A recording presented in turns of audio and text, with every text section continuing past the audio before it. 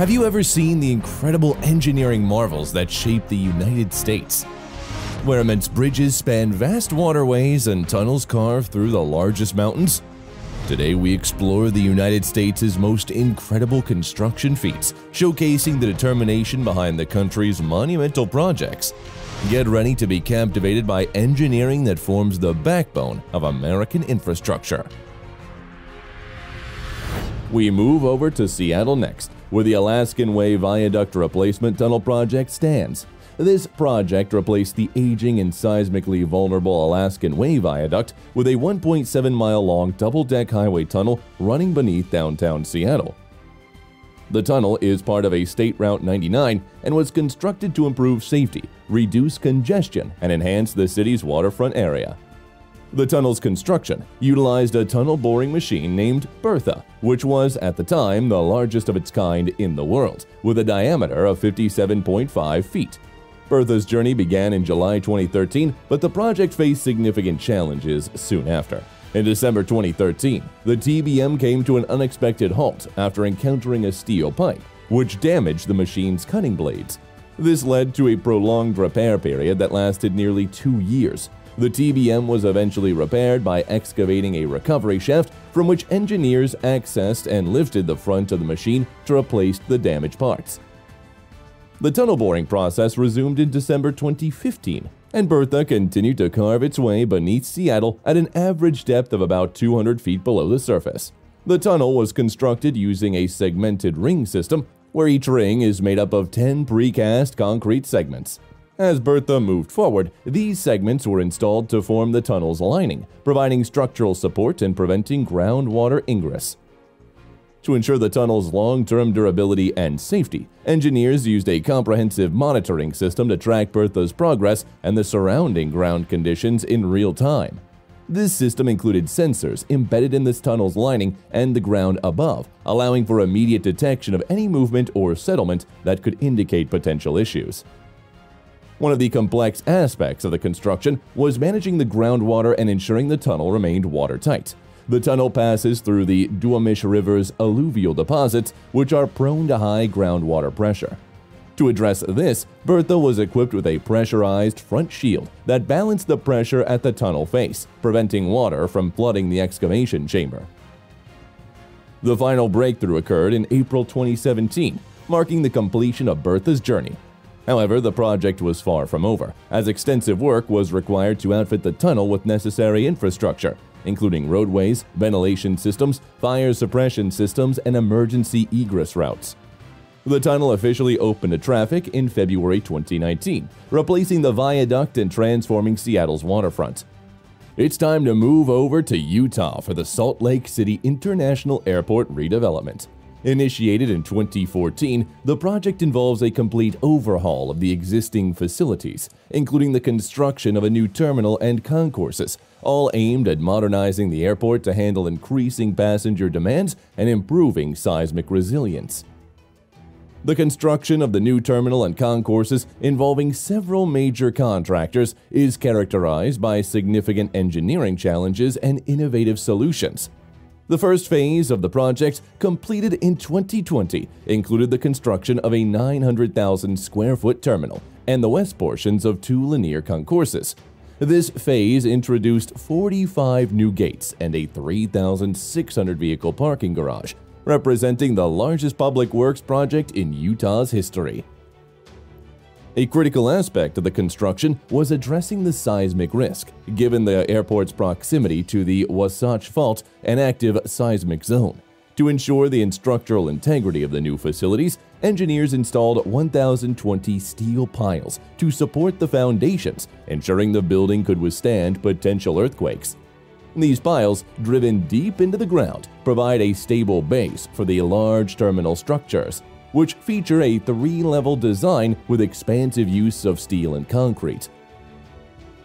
The new terminal's design emphasizes both functionality and aesthetics, with the use of high-performance glazing and large open spaces that draw natural light into the building. This not only creates a welcoming environment for passengers, but also helps reduce energy consumption. The building's layout, with elevated roadways and separate levels of arriving and departing passengers, enhances traffic flow and minimizes congestion. Another significant feature of the project is the 7-mile-long baggage handling system, one of the most advanced in the country. This system, designed to efficiently manage the high volume of passenger baggage, includes large radius turns and wide conveyor belts, capable of handling oversized items like skis and golf clubs.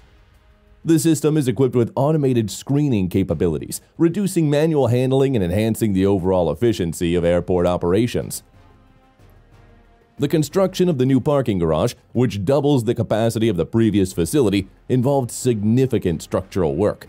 The garage was built using 90,000 cubic yards of concrete and 9,000 tons of rebar, ensuring its durability and capacity to accommodate the increased traffic expected with the airport's expansion.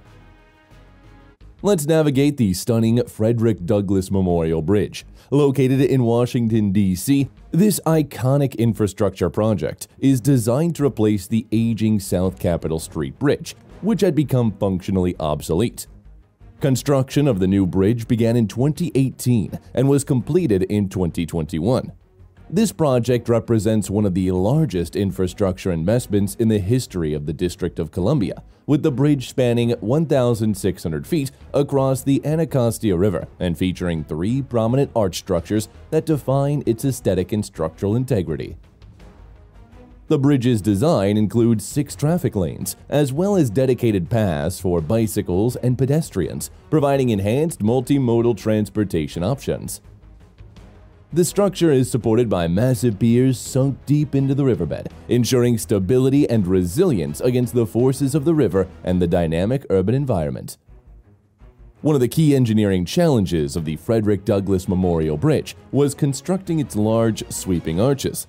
These arches are made from high-strength steel and were assembled on-site using precise construction techniques to ensure their alignment and structural performance. Each arch was constructed in segments, lifted into place by cranes and carefully connected. The assembly required detailed planning and execution to manage the complex geometry and the loads transferred through the arches into the foundation piers. Another critical aspect of the bridge's construction involved the use of modern materials and methods to extend the lifespan of the structure and minimize maintenance needs.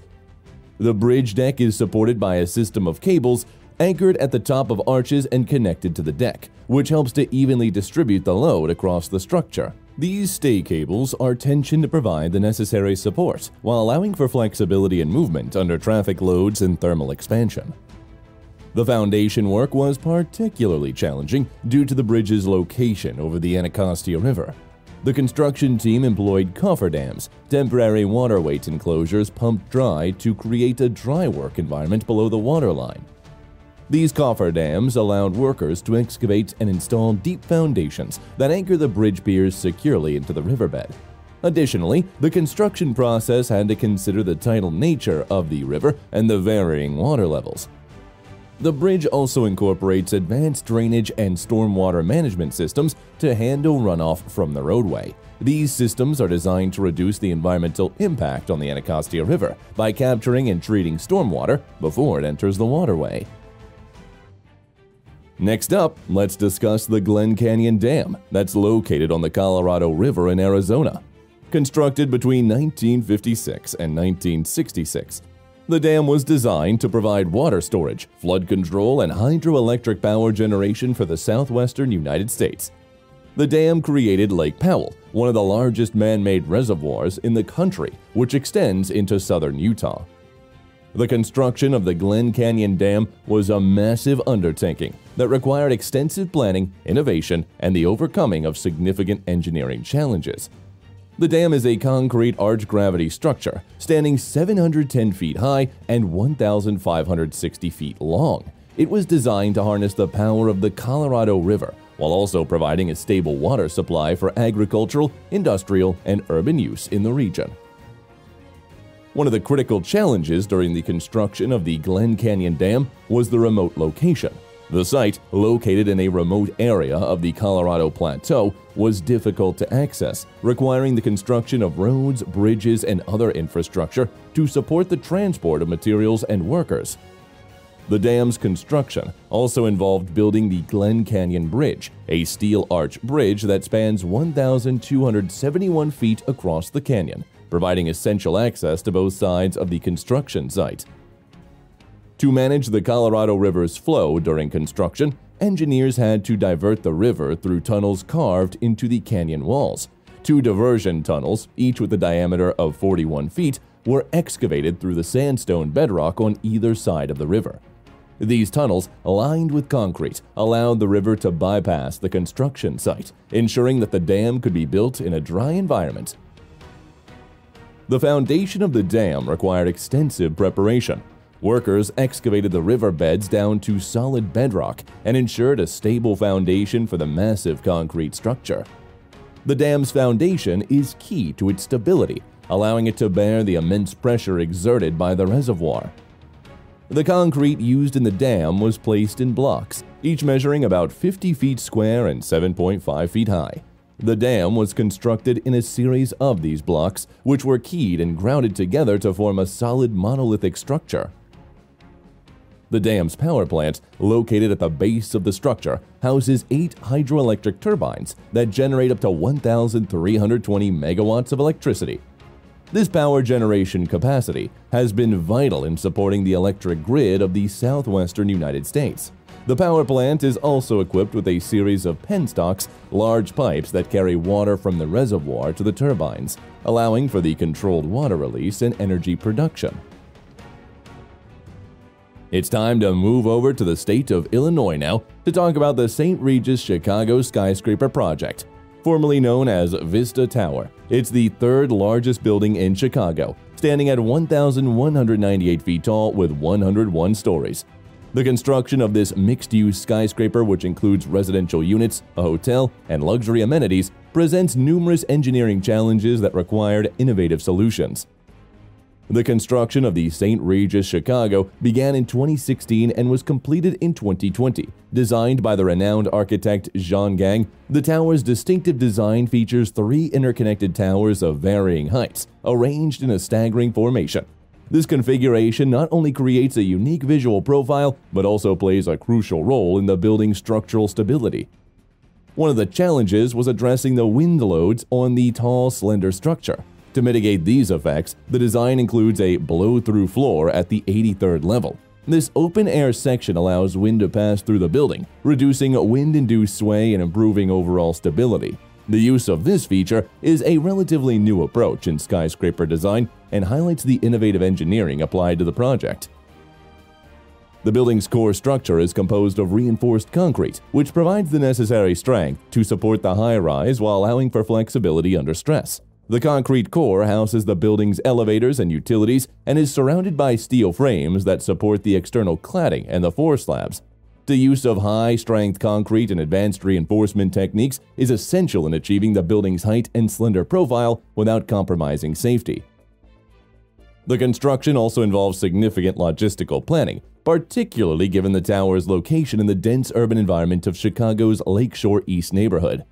The site's proximity to other high-rise buildings and active roadways required meticulous coordination to manage material deliveries, crane operations, and worker safety.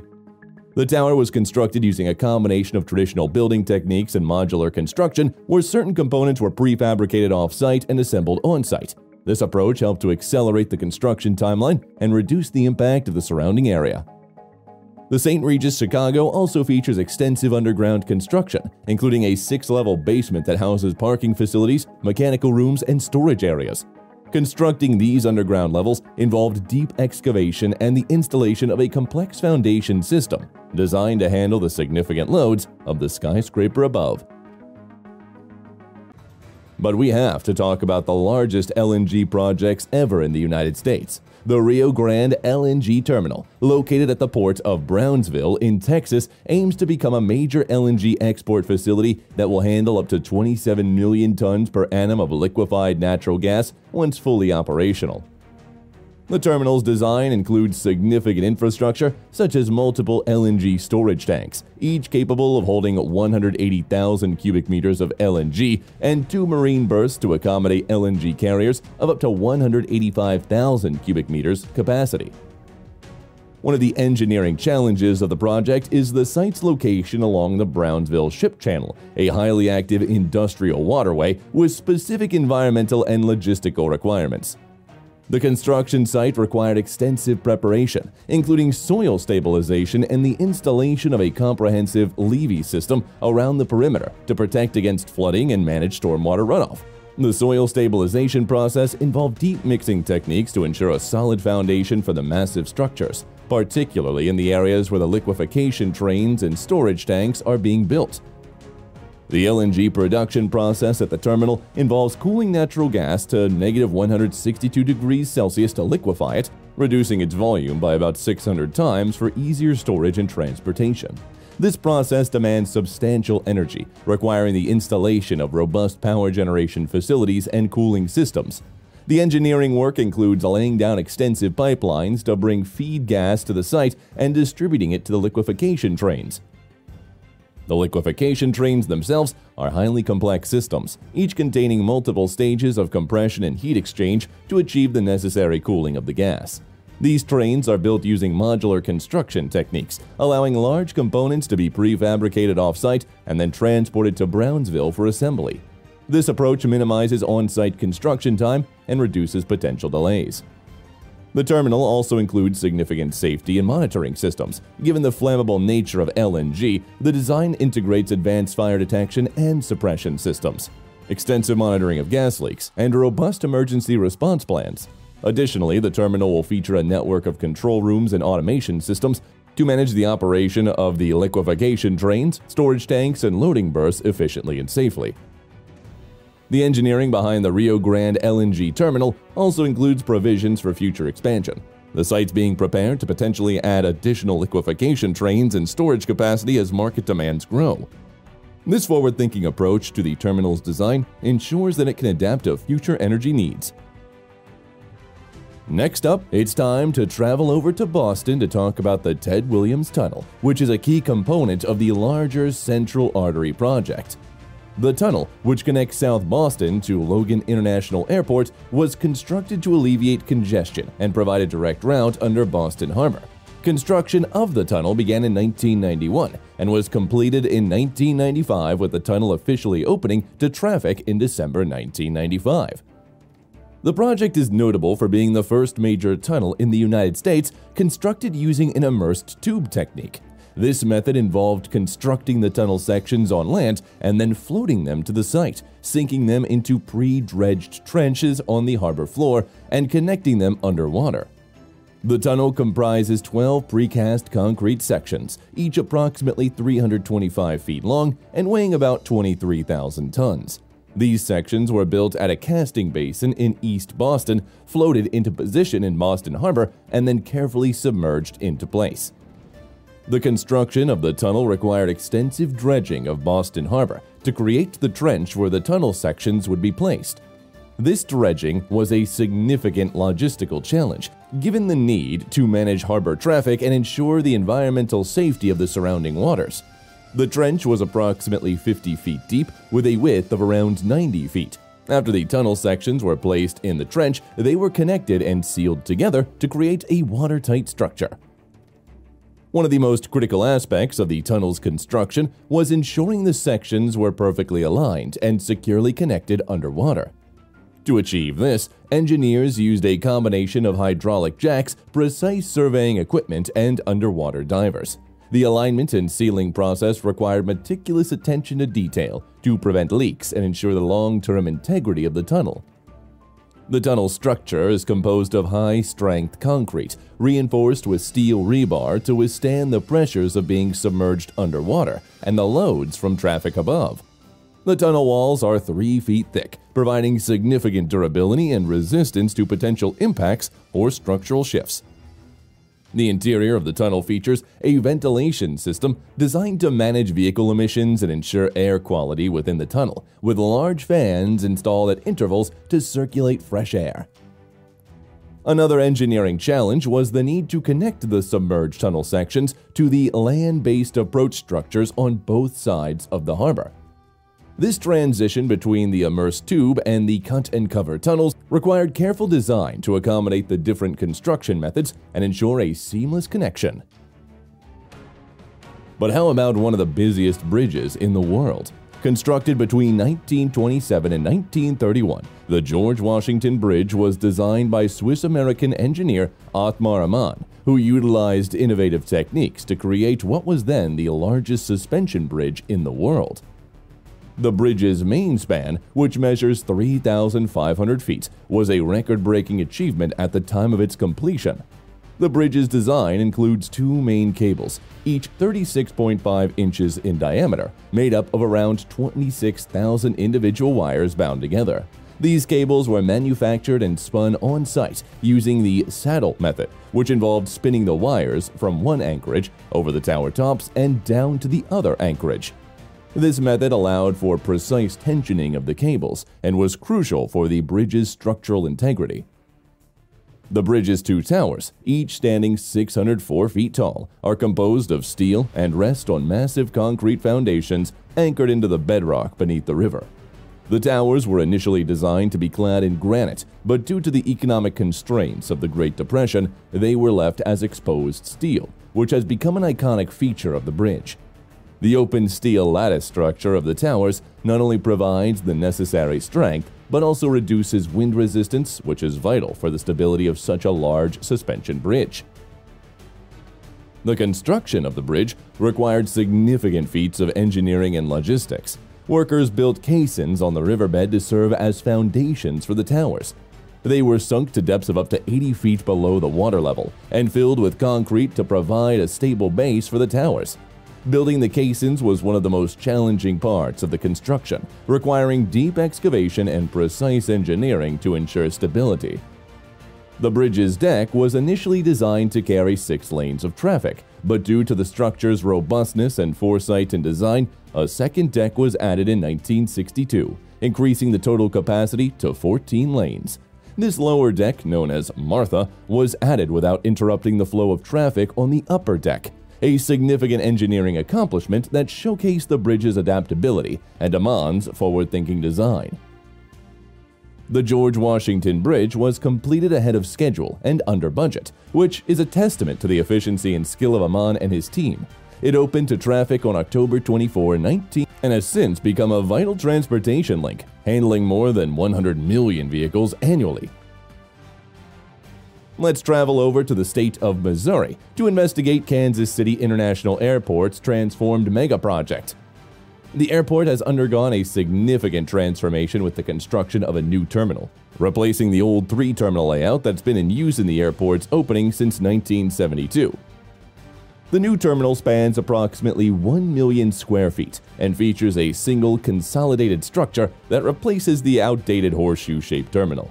This design was intended to streamline operations and enhance passenger flow, reducing the complexity of navigating between different terminals. A key aspect of the construction was the airport's location on a former floodplain. Engineers had to ensure that the new terminal was built on solid ground that could withstand potential flooding. The site was prepared by excavating over 1.1 million cubic yards of soil and placing fill material to elevate the ground level, ensuring a stable foundation. In addition, extensive underground utilities were installed to support the terminal's operations. The new terminal structure is primarily composed of steel and reinforced concrete, providing both durability and flexibility. The use of structural steel allowed for large open spaces within the terminal, which is a significant improvement over the cramped and outdated spaces of the previous terminals. The roof of the terminal is supported by a series of large steel trusses, creating a vast column-free interior that enhances the feeling of openness and allows for better natural lighting. One of the challenging engineering aspects of the project was the integration of modern baggage handling and security systems. The terminal includes an advanced baggage handling system capable of processing thousands of bags per hour, which features such an automated sorting and tracking to improve efficiency and reduce the risk of lost luggage. The security checkpoints equipped with the latest screening technology, including automated screening lanes that expedite the process while maintaining high levels of security. The terminal's construction also included the development of new roadways and parking facilities to accommodate the increased passenger capacity. A new multi-level parking garage with over 6,000 spaces was built adjacent to the terminal, providing easy access for passengers and reducing the need for long shuttle rides from distant parking lots. The roads leading to the terminal were reconfigured to improve traffic flow and reduce congestion, with separate lanes for private vehicles, taxis, and buses. But we have to move over to San Francisco next to talk about the extremely tall Salesforce Tower. Completed in 2018, this is a striking example of modern skyscraper engineering. Standing at 1,070 feet tall, it is the tallest building in San Francisco and one of the tallest in the western United States. The tower's construction required cutting-edge engineering to address both the aesthetic and functional demands of a high-rise building in a seismically active region. The foundation of the tower had to be exceptionally robust to ensure the building's stability during an earthquake. It's also supported by a massive concrete mat foundation that is 14 feet thick and sits atop over 42 steel-reinforced concrete piles driven deep into the bedrock. These piles reach depths of 300 feet below ground, anchoring the structure securely to withstand seismic forces. The building's core structure is composed of a high-strength steel frame designed to provide both flexibility and strength. It consists of movement-resisting frames, or MRFs, that allow the building to flex slightly during seismic events, dissipating the energy and reducing the risk of structural failure. The building also features a reinforced concrete core that houses the elevators and emergency stairwells, providing additional rigidity to the structure. The exterior of Salesforce Tower is clad in a curtain wall system made up of aluminum and glass panels. The system was designed to be both aesthetically pleasing and highly functional. The curtain wall includes high-performance glazing that reduces solar heat gain, thus lowering the building's cooling requirements.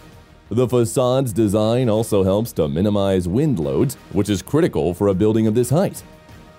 Construction of the tower involved the use of advanced construction techniques to manage the challenges of building in a dense urban environment. The tower was built using a top-down construction method, which allowed for the simultaneous construction of the superstructure and the below-grade levels, including the basement and foundation. This method not only sped up the construction process, but also minimized disruptions in the surrounding area. The crown of Salesforce Tower is another engineering feat. It includes a 150-foot sculptural extension that houses a unique LED art installation. This extension required a precise engineering to ensure it could withstand the wind and seismic forces while maintaining its aesthetic integrity. It's time to travel over to the United States for the Gilmerton Bridge Replacement Mega Project. The new bridge, costing approximately $134 million, aims to improve traffic flow and safety for the thousands of vehicles and vessels that pass through this corridor daily. Construction of the Gilmerton Bridge replacement began in 2009, with the new bridge opening to traffic in 2013. The new bridge is a vertical lift bridge, which provides several advantages over the old bascule bridge. The vertical lift design allows for a higher clearance for maritime traffic, reducing the number of bridge openings and minimizing delays for both road and river traffic. The new bridge features a vertical clearance of 35 feet when closed and up to 135 feet when fully lifted, accommodating larger vessels that navigate the river. The construction of the bridge includes several advanced engineering techniques. The bridge's foundations were constructed using drilled shafts, which provide greater stability and load-bearing capacity compared to traditional pile foundations. These shafts were drilled deep into the riverbed, and the bridge could support the heavy traffic loads and withstand the harsh environmental conditions of the river. One of the key innovations in the Gilmerton Bridge Replacement Project was the use of precast concrete segments for the bridge's superstructure. These segments were manufactured off-site and transported to the construction site, where they were assembled using a balanced cantilever method. The project also included significant upgrades to the bridge's mechanical and electrical systems. The new bridge is equipped with state-of-the-art lifting machinery and control systems, ensuring reliable and efficient operation. The project included the construction of new pedestrian and bicycle pathways, enhancing accessibility and promoting alternative methods of transportation. Let's move over to the United States next, where the Silicon Valley Clean Water Project is located. This $500 million project involves constructing new treatment facilities and rehabilitating existing infrastructure to improve the efficiency and sustainability of the wastewater treatment process. The project includes the construction of a new wastewater treatment plant, which features advanced treatment technologies such as membrane bioreactors and ultraviolet disinfection. Membrane bioreactors are a combination of a biological treatment process and membrane filtration. They offer superior treatment performance compared to conventional methods, providing high-quality effluents by filtering out fine particles and microorganisms.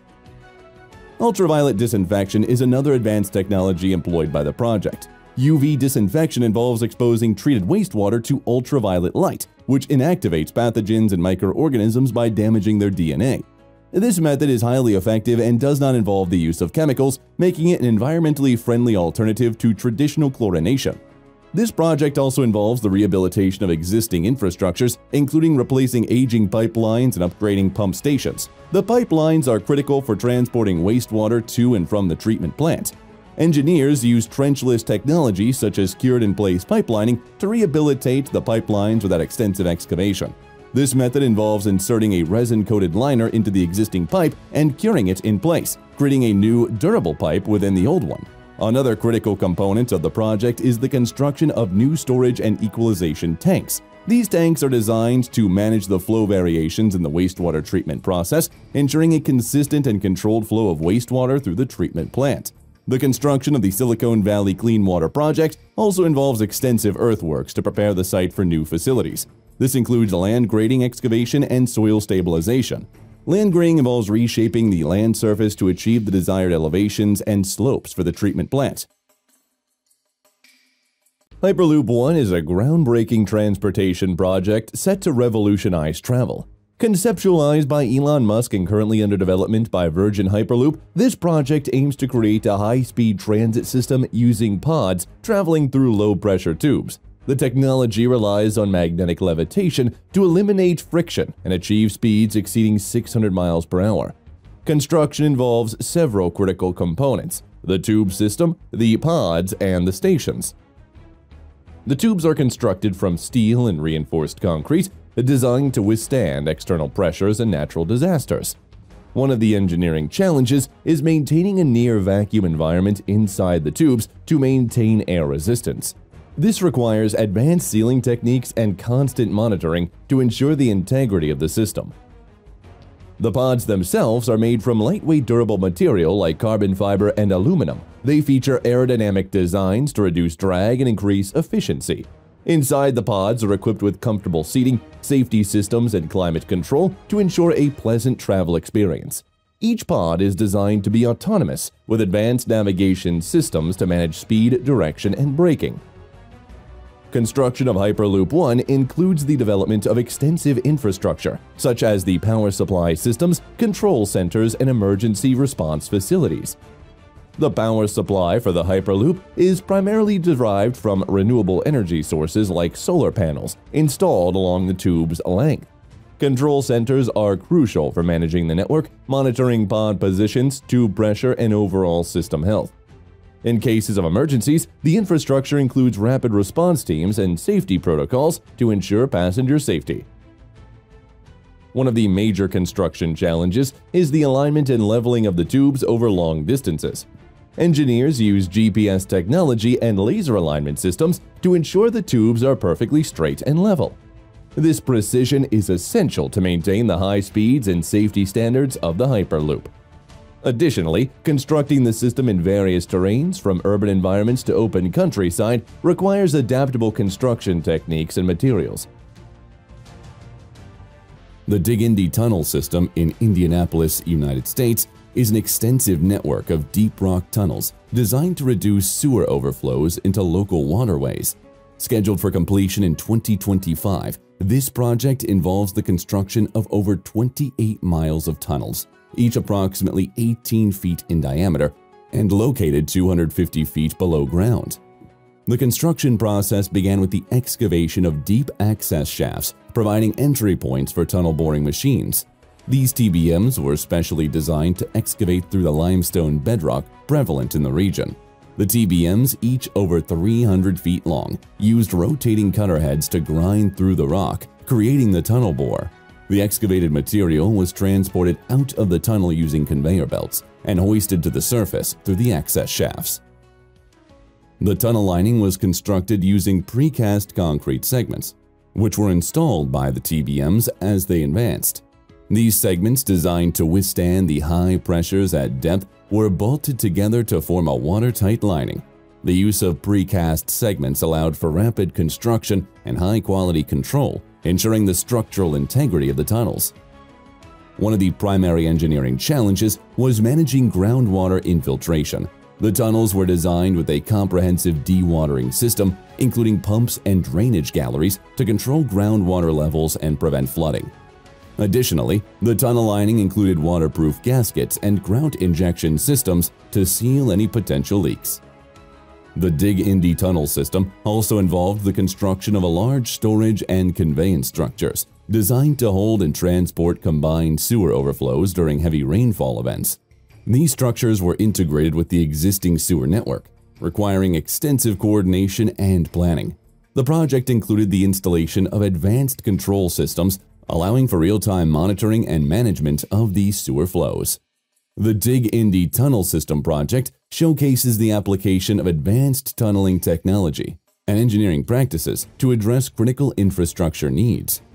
The project significantly reduces sewer overflows, improving water quality and public health in Indianapolis. The construction of this extensive tunnel network demonstrates the capabilities of modern engineering to solve complex urban infrastructure challenges.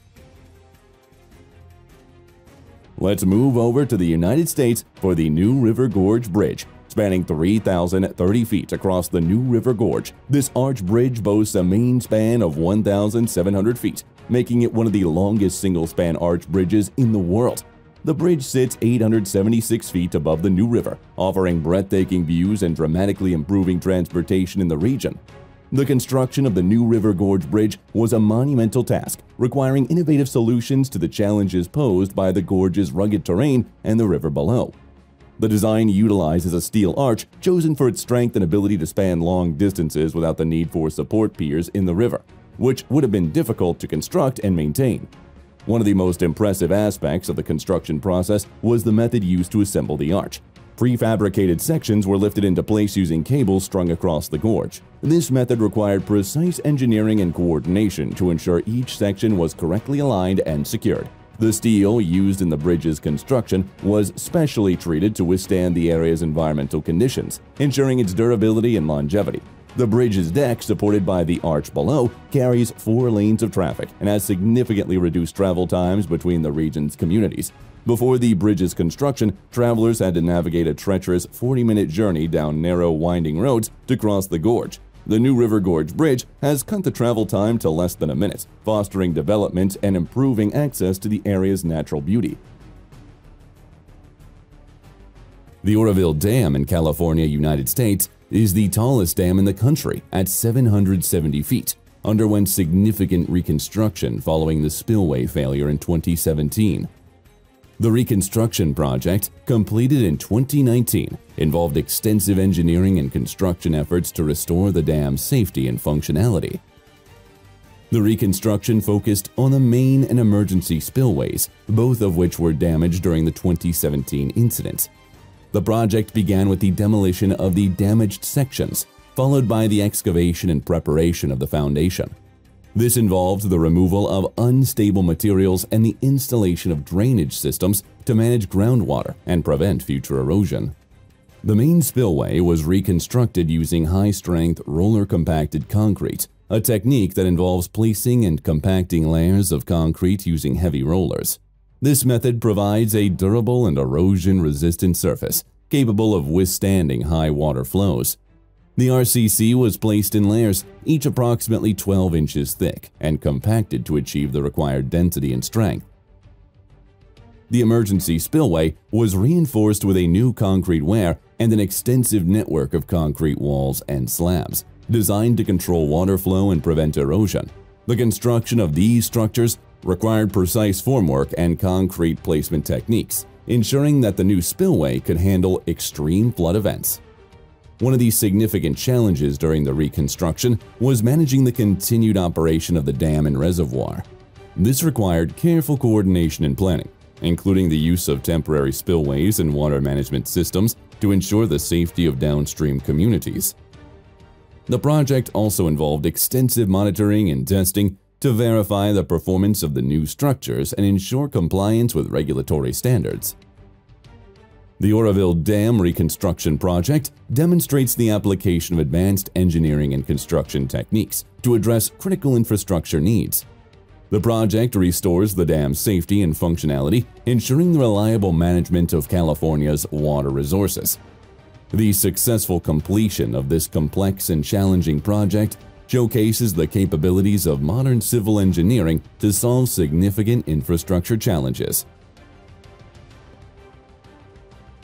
The Tappan Zee Bridge in New York, officially known as the Governor Mario M. Cuomo Bridge, was completed in 2018.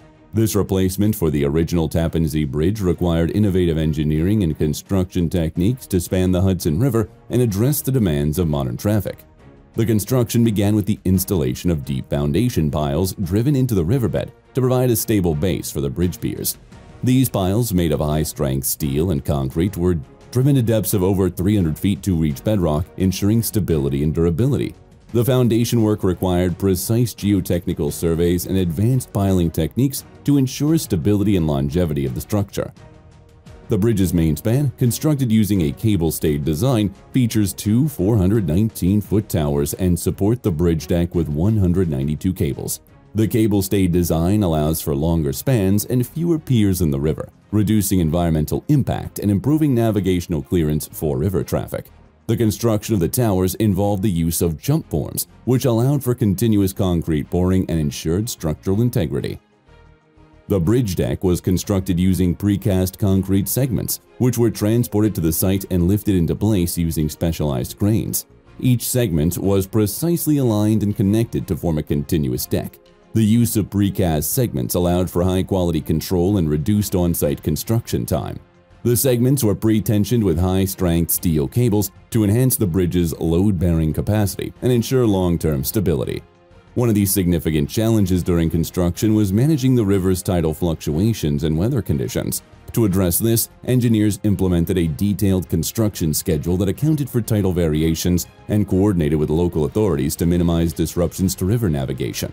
Temporary cofferdams were constructed around the piers to provide dry working conditions during low tide, allowing for the precise placement of concrete and other materials.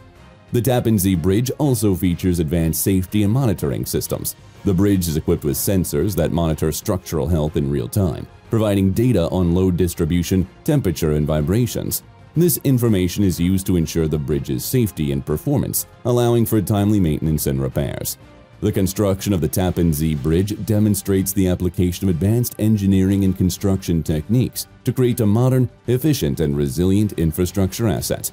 The bridge significantly improves traffic flow and connectivity in the Hudson Valley region, addressing the challenges of accommodating both road and river traffic in a densely developed area.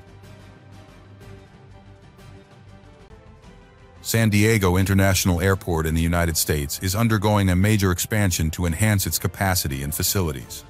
This project includes the construction of a new Terminal 1, which will replace the existing terminal and increase the airport's capacity by 11 million passengers per year. The construction involves extensive use of precast concrete and steel structures to ensure rapid and efficient assembly. One of the significant challenges is maintaining airport operations during construction, which requires detailed phasing plans to minimize disruptions. The new terminal will feature state-of-the-art baggage handling systems, advanced security screening technologies, and improved passenger amenities. The construction process for the new terminal involves several key stages, including site preparation, foundation work, structural assembly, and interior finishing. Site preparation includes clearing and grading the site, followed by the installation of deep foundations to support the terminal structure. Precast concrete panels and steel beams are then assembled to form the terminal's framework, followed by the installation of roofing and cladding systems. The use of precast concrete allows for high precision in manufacturing, reducing the likelihood of errors during assembly and speeding up the construction process. The terminal's advanced baggage handling system involves installing miles of conveyor belts, scanners, and sorting machines. These systems are designed to handle thousands of bags per hour with high accuracy, ensuring that passengers' luggage is efficiently processed and delivered. The security screening area is equipped with the latest technologies, including body scanners, automated lanes, and advanced detection systems to enhance security and reduce waiting times. The construction of the terminal also includes extensive interior work.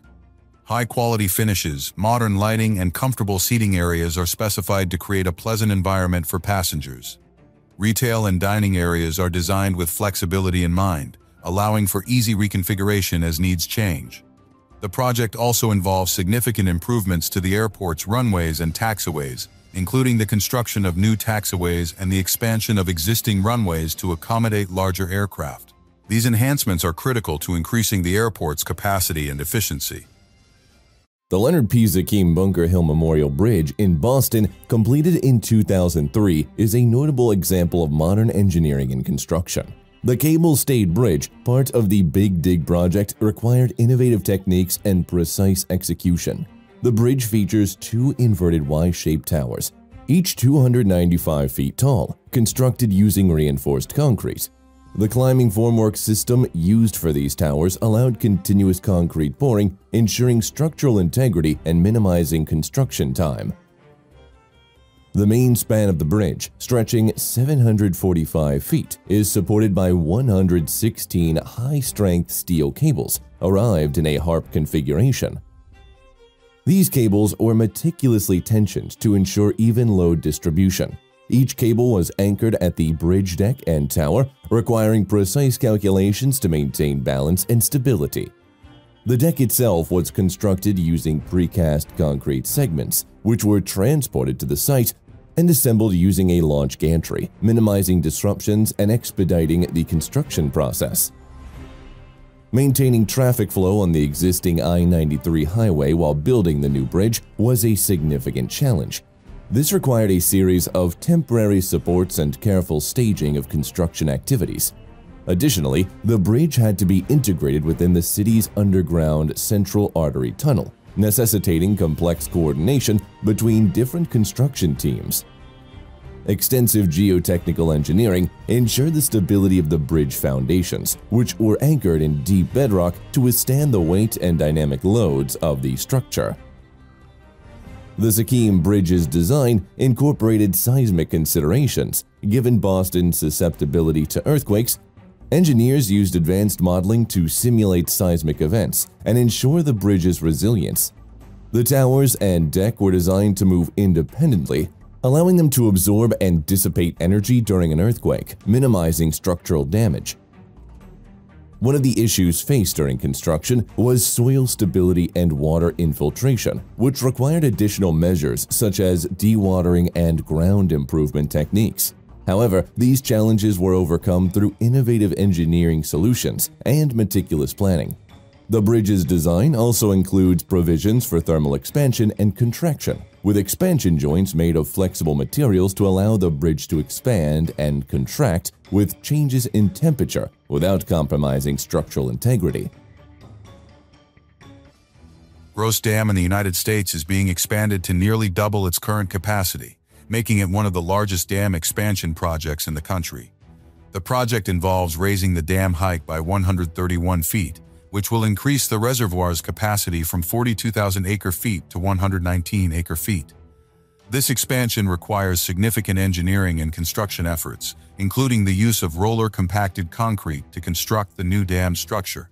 The construction process begins with extensive site preparation, including the excavation of the existing dam and the construction of temporary diversion tunnels to redirect water flow. The diversion tunnels are critical to maintaining river flow and minimizing the impact on downstream ecosystems during construction. Once the site is prepared, the foundation is laid using high-strength concrete to ensure stability and durability. RCC is a type of concrete that is placed and compacted using earth-moving equipment, allowing for the rapid construction of large-scale concrete structures. The RCC is placed in layers, which are then compacted using vibratory rollers to ensure maximum density and strength. This method is highly efficient and allows for faster construction times compared to traditional concrete pouring methods. The use of RCC also reduces the amount of formwork required, as the concrete is placed in large quantities and compacted in place. This reduces the need for extensive scaffolding and supports, further speeding up the construction process. The construction of the new spillways and outlet works is also a critical component of the project, ensuring the safety and stability of the dam. The spillways are designed to handle extreme flood events, while the outlet works control the release of water for downstream use. The project also includes the installation of advanced monitoring systems to ensure the dam's safety and performance. These systems include sensors and instruments that monitor the dam's structural integrity, water levels, and environmental conditions in real time. The data collected is used to make informed decisions about dam operations and maintenance. Located in Louisiana, the Lake Pontchartrain Causeway stands as a monumental testament to bridge engineering. Stretching a staggering 24 miles across the Lake Pontchartrain, this bridge holds the title of the longest continuous bridge over water in the world. The construction of the causeway began in 1955 and was completed in 1956, with a parallel span added in 1969 to accommodate the growing traffic. The project required the installation of over 9,000 concrete pilings, each driven deep into the lake bed to ensure stability and resilience against the water's varying conditions. The engineering marvel connects the cities of Metairie and Mandeville, significantly enhancing regional connectivity and economic integration. The causeway's design and construction addressed numerous challenges, including the lake's depth and the need for a structure that could withstand the harsh environmental conditions. The bridge's sheer length necessitated the use of innovative construction techniques and materials to ensure its longevity and safety. It features a series of low-rise spans supported by concrete pilings, creating a durable and stable roadway that has stood the test of time. The Lake Pontchartrain Causeway not only facilitates the daily commutes of thousands of residents, but also plays a crucial role in emergency evacuations during hurricanes, highlighting its strategic importance. In terms of economic impact, the causeway has significantly boosted local businesses by improving access to the greater New Orleans area. It also has become a vital route for freight transport, supporting the movement of goods across the region. The bridge's maintenance and operational management continue to be a priority, with regular inspections and upgrades to ensure its structural integrity. Philadelphia International Airport in the United States is undergoing a significant expansion and modernization project to enhance its capacity and facilities. The project includes the construction of a new terminal, the expansion of existing terminals, and improvements to the airport's runways and taxiways. The construction process involves extensive use of precast concrete and steel structures to ensure rapid and efficient assembly. The new terminal's construction begins with site preparation, which includes clearing and grading the site and installing deep foundations to support the terminal structure. Precast concrete panels and steel beams are then assembled to form the terminal's framework, followed by the installation of roofing and cladding systems. The use of precast concrete allows for high precision in manufacturing, reducing the likelihood of errors during assembly and speeding up the construction process. The expansion of existing terminals involves complex engineering work to integrate new structures with the old ones seamlessly. This requires careful planning and execution to avoid disruptions to airport operations. Advanced construction techniques, such as modular construction and prefabrication, are used to minimize on-site work and reduce construction time. The project also includes significant improvements to the airport's runways and taxiways. This involves the construction of new taxiways and the expansion of existing runways to accommodate larger aircraft. High-precision paving machines are used to ensure the surfaces are smooth and level, which is critical for safe aircraft operations. Additionally, advanced lighting and navigation systems are installed to enhance visibility and safety. The Port of Houston is undergoing a significant expansion to accommodate increasing maritime traffic and larger vessels. This project aims to deepen and widen the Houston Ship Channel to 46.5 feet and 530 feet, ensuring the port can handle the next generation of mega ships. The expansion involves extensive dredging operations, requiring sophisticated equipment and precise engineering to navigate the challenging conditions of the channel. The dredged material is being repurposed for various beneficial uses, including the creation of new marshlands and habitat restoration projects, showcasing a commitment to environmental sustainability alongside industrial growth. One of the primary challenges of the expansion is managing the continuous operation of the port while construction is underway. This necessitates careful coordination and staging to minimize disruptions to the daily flow of goods. Engineers employ advanced modeling and simulation tools to plan the dredging activities meticulously, ensuring the stability of the channel's banks and the safety of the ongoing port operations. The use of modern dredgers equipped with GPS technology allows for precise excavation, reducing the risk of over-dredging and ensuring the channel meets the required dimensions. In addition to the dredging, the expansion project includes the construction of new berths and the enhancement of existing ones to accommodate the larger vessels. This involves significant civil engineering work, including the installation of high-capacity cranes and other cargo handling equipment. These upgrades are designed to improve the efficiency of cargo transfer operations, reducing turnaround times for ships and enhancing the port's overall capacity. Another critical aspect of the project is the integration of advanced technology to improve the port's operational efficiency.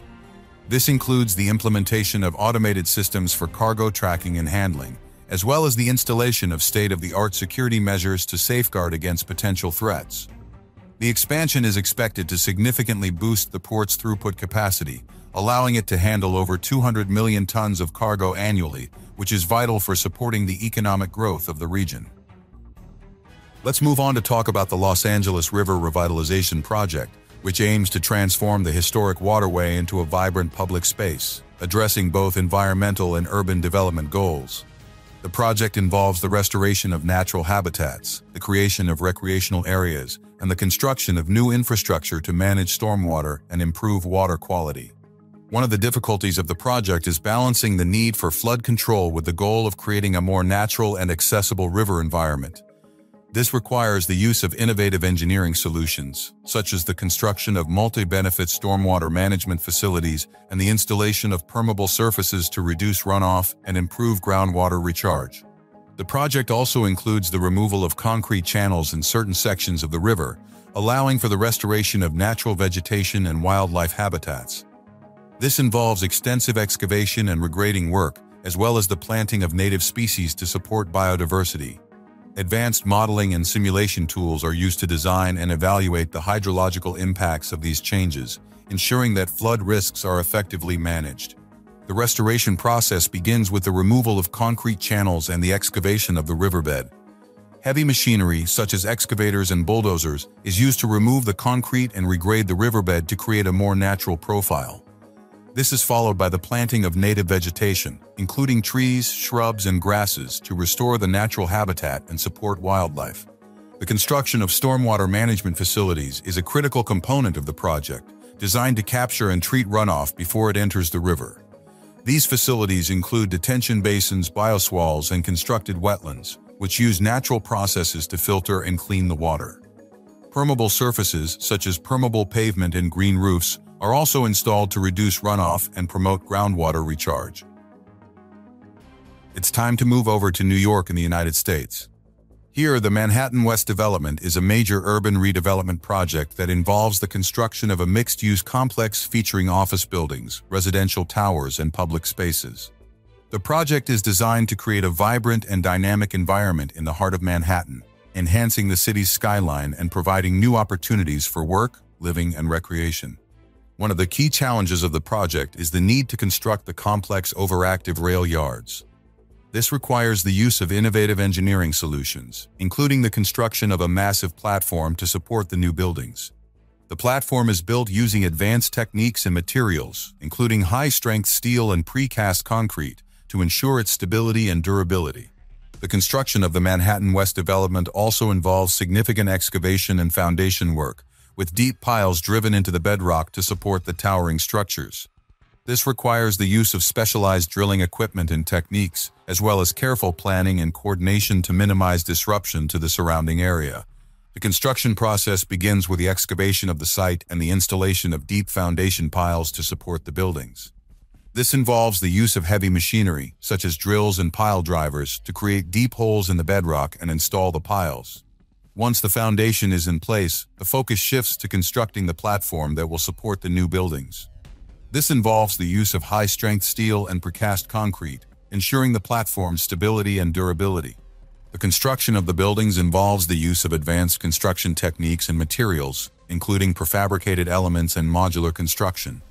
Prefabricated wall panels and structural components are manufactured off-site and assembled on-site, reducing construction time and minimizing disruption. Modular construction techniques are also used to enhance the efficiency and quality of the construction process. But we also have to talk about the Bay Area Rapid Transit Project, located in San Francisco. The project involves the extension of existing lines, the construction of new stations, and the upgrade of critical infrastructure to support increased ridership. One of the toughest challenges of the expansion is the need to upgrade aging infrastructure while maintaining ongoing operations. This requires careful planning and coordination to minimize disruption to services and ensure passenger safety. The use of advanced construction techniques, such as phased construction and modular installation, helps to expedite the work and reduce the impact on daily operations. The expansion includes the construction of new stations, which are designed with a focus on passenger convenience and safety. These stations feature spacious platforms, advanced ticketing systems, and real-time information displays, providing a seamless and efficient travel experience. The new stations are also designed to be accessible to passengers with reduced mobility, with elevators, escalators, and dedicated facilities to ensure inclusivity. The construction process begins with extensive site surveys and planning to identify potential challenges and design the construction methods. This involves the use of advanced geospatial technologies, such as satellite imaging and geographic information systems, to map the terrain and plan the construction activities. The phased construction approach allows for the upgrade of infrastructure in stages, minimizing disruption to services and ensuring passenger safety. The construction of new stations involves the use of advanced construction techniques and materials, including prefabricated elements and modular construction. Prefabricated wall panels and structural components are manufactured off-site and assembled on-site, reducing construction time and minimizing disruption. Modular construction techniques are also used to enhance the efficiency and quality of the construction process. Pittsburgh International Airport in the United States is undergoing a major modernization project to enhance its capacity and facilities. The project includes the construction of a new terminal, the expansion of existing terminals, and improvements to the airport's runways and taxiways. The construction process involves extensive use of precast concrete and steel structures to ensure rapid and efficient assembly. The new terminal's construction begins with site preparation, which includes clearing and grading the site and installing deep foundations to support the terminal structure. Precast concrete panels and steel beams are then assembled to form the terminal's framework, followed by the installation of roofing and cladding systems. The use of precast concrete allows for high precision in manufacturing, reducing the likelihood of errors during assembly and speeding up the construction process. The expansion of existing terminals involves complex engineering work to integrate new structures with the old ones seamlessly. This requires careful planning and execution to avoid disruptions to airport operations. Advanced construction techniques, such as modular construction and prefabrication, are used to minimize on-site work and reduce construction time. The project also includes significant improvements to the airport's runways and taxiways. This involves the construction of new taxiways and the expansion of existing runways to accommodate larger aircraft. High-precision paving machines are used to ensure the surfaces are smooth and level, which is critical for safe aircraft operations. Additionally, advanced lighting and navigation systems are installed to enhance visibility and safety. The United States also has constructed some really impressive underwater megaprojects, such as the Chesapeake Bay Bridge Tunnel, stretching over the waters of the Chesapeake Bay to connect Virginia's eastern shore with the mainland. Opened in 1964 and expanded over the years, this 23-mile marvel is not just a bridge, but a series of bridges, tunnels, and artificial islands. Constructed at a cost of approximately $200 million at its inception, with subsequent expansions adding to the investment, the Bay Tunnel stands as a testament to human ingenuity and overcoming geographical challenges. The structure includes two one-mile tunnels that dive beneath the bay, allowing ships to pass unimpeded above, while miles of low-lying trestle bridges provide breathtaking views of the surrounding waters. The use of the bridge-tunnel combination was a pioneering approach, providing a direct, uninterrupted flow of traffic across the bay and demonstrating a harmonious blend of functionality and environmental sensitivity. Let's delve into the monumental Grand Coulee Dam project, an iconic feat of engineering located on the Columbia River in Washington state. Completed in 1942, this project was a cornerstone of the New Deal, aimed at combating the economic woes of the Great Depression while harnessing the power of the mighty Columbia River. With a final price tag of $168 million, it was one of the most expensive and ambitious infrastructure projects of its time. Construction of the Grand Coulee Dam began in 1933 and required the collective effort of over 12,000 workers at its peak. These workers faced numerous challenges, including harsh weather conditions and the logistical complexities of managing such a vast construction site. The dam stretches 523 feet across and stands 550 feet tall, making it the largest concrete structure in the United States. Its creation transformed the region, providing vital hydroelectric power and irrigation that would spur agricultural and economic development. One of the most impressive aspects of the Grand Coulee Dam is its hydroelectric power capacity. Initially, it housed 3 power plants with a total generating capacity of 2280 megawatts. Over the years, expansions have increased this capacity to over 6,800 megawatts, making it one of the largest power producers in the world. The dam also created Lake Roosevelt, a reservoir that spans approximately 125 square miles. This reservoir provides irrigation to over 600,000 acres of farmland, transforming arid regions into fertile agricultural lands. The agricultural productivity of central Washington owes much to the water resources provided by the Grand Coulee Dam. However, the construction of the dam was not without its controversies and challenges. It necessitated the relocation of thousands of people and had significant environmental impacts, particularly on fish populations and the livelihoods of indigenous tribes. The project's success required innovative engineering solutions, such as the use of massive cableways to transport concrete and materials across the site and careful management of the Columbia River's flow. It's time to investigate the Interstate 70 East project next. This ambitious project, stretching 10 miles from Brighton Boulevard to Chambers Road, is designed to modernize and expand one of the busiest and most critical highway corridors in the state. Launched in 2018 and completed in 2022, the project has an estimated cost of $1.2 billion. One of the most groundbreaking aspects of the Interstate 70 East project is the reconstruction of a 1.8-mile segment of the highway that includes lowering the interstate between Brighton and Colorado Boulevards and placing a 4-acre parkland cap over a portion of the lowered interstate. This innovative design not only facilitates connectivity between the divided neighborhoods of Globeville, Elyria, and Swansea, but also adds much-needed green space to the urban environment. The project includes the widening of the interstate to accommodate one new express lane in each direction, enhancing throughput and reducing travel time. The total width of the newly designed segments reaches up to 300 feet, including new service roads and auxiliary lanes designed to improve local traffic flow alongside the interstate traffic.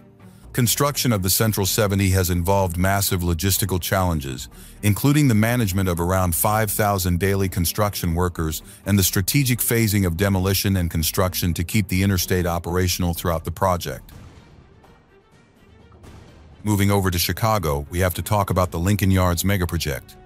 This expansive plan, spearheaded by Sterling Bay, is a $6 billion redevelopment plan that is reshaping over 55 acres of former industrial land into a vibrant, mixed-use complex. Upon its phased completion, with projections spanning the next decade, Lincoln Yards aims to serve as a new epicenter for residential living, commercial activity, and cultural flourish in Chicago. A pivotal element of Lincoln Yards is its promise to create upwards of 24,000 full-time jobs during its construction phases, involving a vast array of trades and specialties.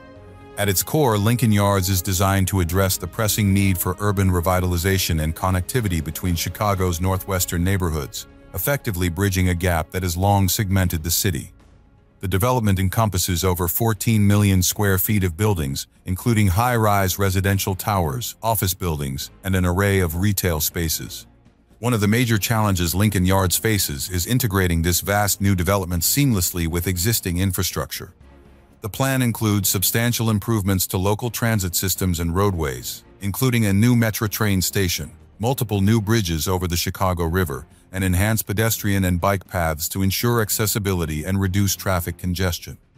An ambitious aspect of the Lincoln Yards project is the proposed Live Nation Entertainment District, which will include multiple venues for concerts and cultural events, capable of hosting thousands of visitors. This entertainment component is envisioned to be comparable in scale to London's O2 Arena District, albeit integrated within a larger mixed-use development. Now it's time for a different type of underwater project, and for that we have to travel to the United States, where the Lake Mead Intake No. 3 tackles the critical issue of water scarcity.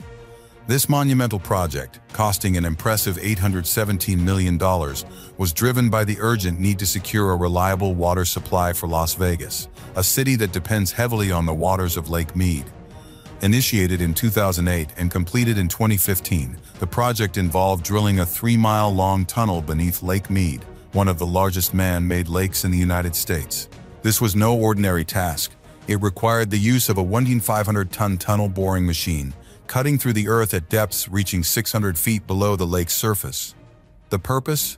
To construct a new intake capable of drawing water from the lake's depths, ensuring access to clean water even as lake levels fluctuated perilously low due to prolonged drought conditions. The construction of intake number 3 was not just about securing a water source. It was about innovating for the future. Engineers and workers faced the daunting challenge of working in an environment where temperatures soared, and the risk of flooding within the tunnel was a constant threat. But have you ever heard of the Intel semiconductor plant? With an estimated cost of $20 billion, this state-of-the-art facility represents one of the largest and most ambitious semiconductor manufacturing endeavors in the United States. Located in Chandler, Arizona, the project began its construction in 2011 and has seen continuous upgrades to remain at the cutting edge of semiconductor technology. The plant spans several 100,000 square feet and is designed to produce Intel's most advanced chips, including those built on the company's latest process technologies. A standout feature of the Intel semiconductor plant is its use of advanced manufacturing techniques, which enable the production of chips with transistors measuring just a few nanometers in size.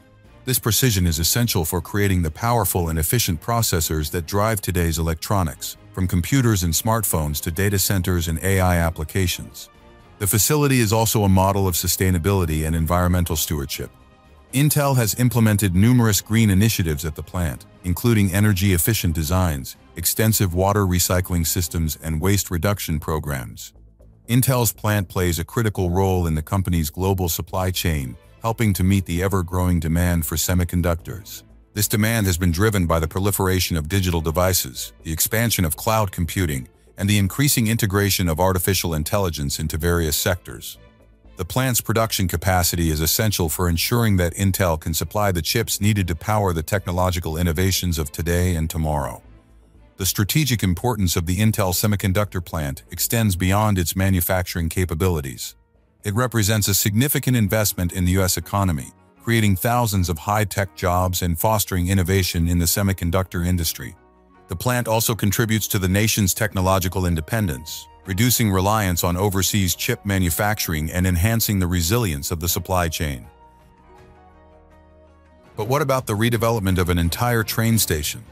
That's what happened with New York's Moynihan Train Hall. This grand project, completed in January 2021, seamlessly blends state-of-the-art facilities with historic architectural elements.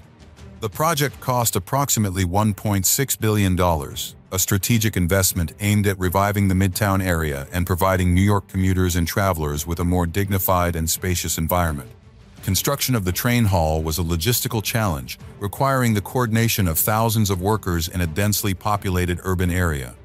The workforce fluctuated throughout the project, peaking at around 1,200 workers during its most intense phases. These individuals were involved in intricate tasks ranging from restoring the century-old steel trusses to integrating modern technology and security systems within the structure. The Moynihan Train Hall solves several pressing problems associated with the original Penn Station: overcrowding, lack of natural light, and limited amenities. By expanding into the Farley Building, the project has effectively increased the station's total footprint, allowing it to serve up to 700,000 passengers daily. The hall's design features a dramatic 92-foot-high skylight that arches over the main concourse. This skylight, covering an area of 31,000 square feet, not only illuminates the space with natural light, but also serves as a modern counterpoint to the Farley Building's Beaux Arts facade. It's time to move over to Boston now for the Green Line Extension megaproject. This extension aims to enhance public transit services by connecting the densely populated but underserved areas of Somerville and Medford to the existing subway network, thereby increasing accessibility to central Boston. Launched with major construction efforts ramping up around 2018, the GLX project completed in 2023. The project's budget, initially estimated at $2 billion, saw an increase to nearly $2.3 billion due to unforeseen construction and environmental challenges. Spanning approximately 4.7 miles, the GLX adds 7 new stations along 2 branches, one terminating at Union Square in Somerville and the other at Tufts University in Medford.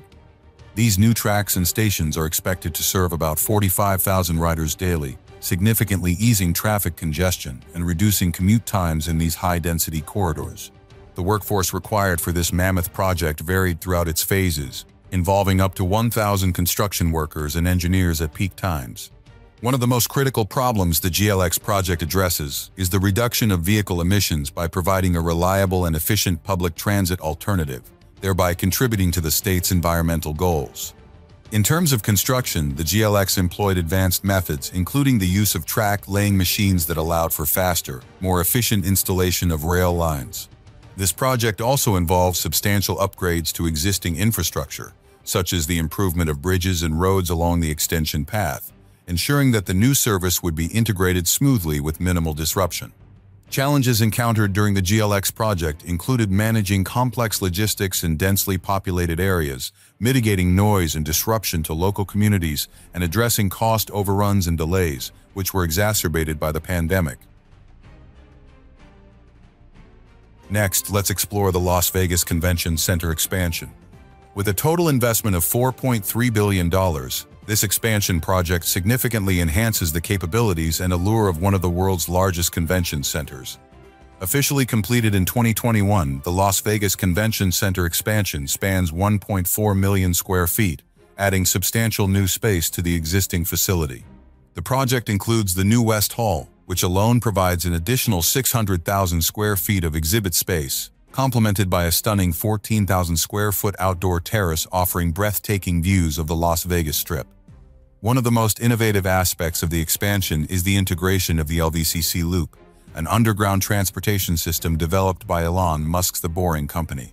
This system features autonomous electric vehicles that transport attendees between the convention center's different halls at high speeds, significantly reducing transit times across the vast complex. The expansion was driven by the growing demand for large-scale event spaces in Las Vegas, which hosts numerous high-profile conventions, trade shows, and corporate events annually. Construction of the expansion required the coordination of thousands of workers and the use of cutting-edge building techniques to ensure that the project met its ambitious goals on time and within budget. Despite the challenges posed by the pandemic, the project team implemented rigorous health and safety protocols to keep the work on track. Sustainability was also a key focus of the expansion, with the new West Hall designed to achieve LEED certification for its environmentally friendly features. These include energy-efficient lighting, water-saving fixtures, and the use of sustainable materials throughout the construction process. In addition to the increased exhibit space, the expansion features advanced technological infrastructure, including high-speed internet and state-of-the-art audiovisual capabilities to meet the needs of modern events and exhibitions. We have to talk about the Northeast Boundary Tunnel next. This mammoth undertaking, part of the larger Clean Rivers project in Washington, D.C., aims to significantly reduce combined sewer overflows into the Anacostia River, enhancing the river's water quality and complying with federal clean water regulations. The project, which began in 2018, is a critical component in a series of infrastructure improvements designed to modernize the capital's century-old sewer system. Spanning 5 miles in length and located up to 160 feet below ground, the tunnel stretches from the Robert F. Kennedy Stadium to the Rhode Island Avenue NW, with a hefty price tag of approximately $580 million. The construction of the NEBT poses formidable challenges, primarily due to the complexity of drilling a massive tunnel underneath a densely populated urban area. The project utilizes a tunnel boring machine named Chris, a 26-foot diameter behemoth that methodically carves through earth and clay beneath the city. A significant issue the tunnel addresses is the problematic sewer overflow during heavy rainstorms, which historically has led to the pollution of local waterways. The tunnel will capture and store this overflow, transporting it to a treatment facility, thus greatly mitigating the environmental impact and improving the health of the Anacostia River. Throughout the project, DC Water has kept residents informed and involved, addressing concerns ranging from construction noise to local traffic disruptions. Advanced monitoring systems are in place to detect even slight movements of the ground, ensuring that the construction does not affect the integrity of buildings overhead. Next up, it's time to talk about the Bob Graham Sunshine Skyway Bridge project. Opened in 1987, this bridge is not just a crucial conduit connecting St. Petersburg with Terra Sia, but also a masterpiece of engineering. Spanning a total length of 4.1 miles, with a soaring cable-stayed section that stretches 200 feet between pylons, the Sunshine Skyway Bridge stands as one of the longest cable-stayed concrete bridges in the world. Constructed at a cost of $244 million, it was developed in response to a catastrophic collision in 1980, when the original bridge was struck by a freighter during a storm, causing a portion to collapse. This new bridge was designed to prevent such a disaster from recurring, featuring 430-foot-tall pylons and a road deck that rises 193 feet above the water, allowing ample clearance for ships passing underneath, thus significantly mitigating the risk of ship collisions. The design of the Sunshine Skyway Bridge integrates advanced engineering techniques, including the use of high-strength, corrosion-resistant steel and aerodynamic concrete pylons, ensuring durability against harsh marine conditions and the threat of hurricanes. The bridge's cables, if laid end-to-end, could stretch over 300 miles, long enough to reach from Tampa to Key West. The construction process itself was a monumental task, employing over 1,000 workers at its peak. These workers braved the challenging conditions of open water to erect the massive pylons and hang the bridge's 21,000 miles of cable. The project not only demanded precision in execution, but also required innovative solutions to minimize environmental impact. We have to talk about the Second Avenue Subway megaproject next, located in New York City. Officially part of the Metropolitan Transportation Authority network, this new subway line runs along 2nd Avenue on the east side of Manhattan. The project has been in the conceptual and developmental stages since 1920, but saw its first phase completed and opened to the public on January 1, 2017. Phase 1 of the 2nd Avenue subway cost approximately $4.45 billion and included 3 new stations with a new terminal at 96th Street. The construction of the 2nd Avenue subway involved approximately 6,000 workers at various stages, tackling complex urban engineering challenges such as tunneling beneath densely populated areas and avoiding disruptions to the existing utility infrastructures. This necessitated the use of tunnel boring machines, which are sophisticated pieces of equipment that can efficiently cut through New York's bedrock while minimizing vibrations that could damage building foundations above. The 2nd Avenue subway covers a planned total length of 8.5 miles once all phases are complete. To put the scale of this project into perspective, the total length of the new subway line would be equivalent to more than 146 football fields laid end-to-end. Each station is built with expansive, column-free platforms and high ceilings to enhance passenger comfort and safety, a notable departure from many of the city's older subway stations. The 2nd Avenue subway has faced numerous challenges, including budget overruns and delays, primarily due to the complexities of constructing a new subway line in one of the world's most built-up urban environments. Comparatively, the cost and scope of the 2nd Avenue subway are similar to those of the Crossrail project in London, although the latter is even larger in scale. Let's take a look at the impressive Mercedes-Benz Stadium, home to the Atlanta Falcons and Atlanta United FC. Situated in the heart of Atlanta, this sports and entertainment facility is a testament to modern construction, with a staggering cost of $1.6 billion. The Mercedes-Benz Stadium project broke ground in 2014 and opened its doors in August 2017. Designed by Hawk, the stadium covers approximately 2 million square feet and boasts a seating capacity of 71,000, expandable to 75,000 for major events. The stadium is notable for its innovative retractable roof, which resembles a camera aperture and can open or close in just under 10 minutes. This unique design allows the venue to host events in both open-air and climate-controlled environments, providing flexibility for a wide range of activities. One of the standout features of the Mercedes-Benz Stadium is its 360-degree HD Halo video board, which is the largest of its kind in the world. This massive screen, which spans 1,100 feet in circumference, ensures that every spectator has a clear view of the action, no matter where they are seated. Additionally, the stadium is equipped with cutting-edge technology, including high-speed Wi-Fi and numerous LED displays throughout the venue. Constructing the Mercedes-Benz Stadium was a massive endeavor, requiring the efforts of over 4,000 workers during peak periods. The project faced several challenges, including the complexity of the retractable roof mechanism and the need to integrate numerous sustainable design elements. These sustainable features include a rainwater collection and reuse system, a LEED Platinum certification, and over 4,000 solar panels, making it one of the greenest stadiums in the world. But what about the expansion of a massive airport? The O'Hare International Airport expansion is one of the most ambitious airport revitalization efforts in the world. Located in Chicago, Illinois, this massive undertaking aims to propel O'Hare into the future of aviation. With a projected budget of $8.5 billion, this expansion is not just a facelift, but a complete transformation aimed at increasing capacity and improving efficiency. Officially launched in 2019, the O'Hare 21 project is slated for completion in 2028. It includes a major overhaul of Terminal 5, the construction of a new Global Terminal 2, and the addition of 2 new satellite concourses. These improvements will expand terminal space by a staggering 60%, allowing O'Hare to handle the anticipated increase in passenger traffic, which is expected to exceed 100 million passengers annually by the project's completion. The centerpiece of the expansion is the new Global Terminal, designed to be the first of its kind in the United States, which will replace the existing Terminal 2. The terminal will cover approximately 2.2 million square feet, making it one of the largest aviation facilities in the country, roughly equivalent in size to 35 football fields. Construction at one of the busiest airports in the world presents unique challenges, particularly maintaining day-to-day operations while managing massive construction efforts.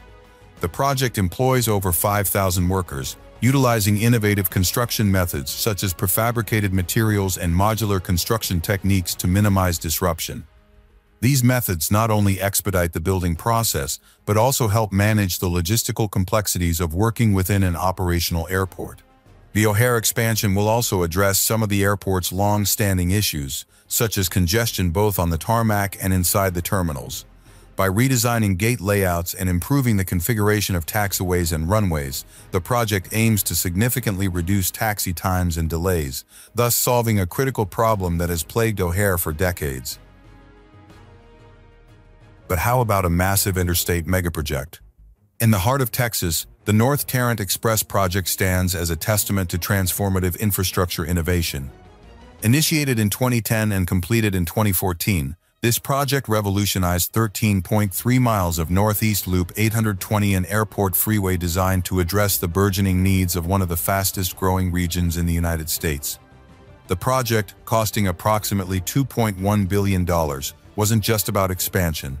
It was about reimagining mobility. By incorporating managed toll lanes known as Texpress lanes, the North Tarrant Express introduced dynamic pricing to manage traffic flow, a first of its kind in Texas. These lanes adjust prices based on real-time traffic conditions, optimizing roadway usage and drastically reducing congestion. Traditional road expansions of this magnitude typically span decades, yet this project compressed timelines into a mere 4 years of construction, all while keeping the highway open. This feat was achieved through around-the-clock work and an innovative approach to staging and materials handling that minimized disruptions to the daily lives of nearly 200,000 drivers. This immense undertaking required the coordination of thousands of workers, from engineers who redesigned interchanges to support smoother traffic flow to expansive construction teams. The North Tarrant Express implemented several green initiatives, such as using recycled materials for roadbeds and deploying advanced stormwater management systems to protect the region's waterways, setting a new standard for eco-friendly construction practices in large-scale infrastructure projects. Moreover, the economic impact of the North Tarrant Express has been profound. By improving access and reducing travel times, the project has spurred growth in local communities, enhanced property values, and attracted new businesses looking to capitalize on improved logistics and accessibility. Let's travel to Los Angeles for the LAX International Airport Modernization Project. The initiative is slated for completion in 2028 prior to the Olympic Games and is currently one of the most significant infrastructure undertakings in the United States, with a budget exceeding $14 billion.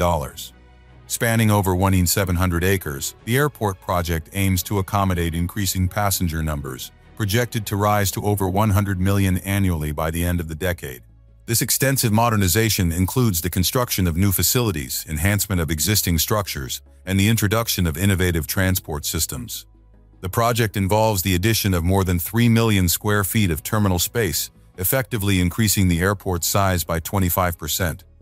This addition is equivalent to about 42 football fields laid side by side. The centerpiece of the project, the Midfield Satellite Concourse, alone spans 750,000 square feet, featuring 12 new aircraft gates. Additionally, the project features a centralized utility plant upgrade that employs 6,000 solar panels and an advanced water reclamation system, which together aim to cut energy consumption by up to 25%.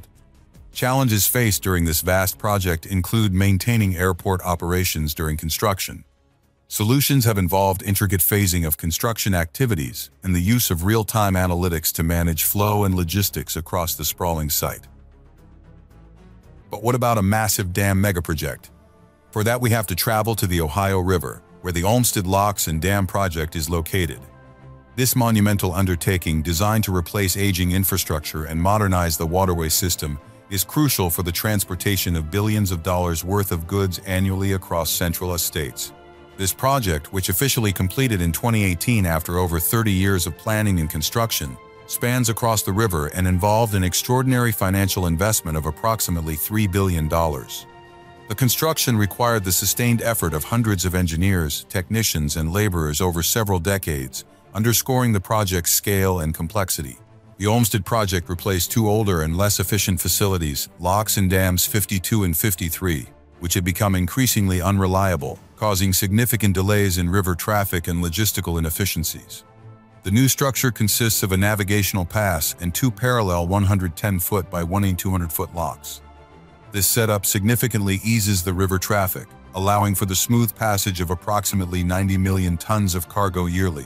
One of the notable challenges of the Olmsted Locks and Dam was its innovative construction method, specifically the use of in-the-wet technology.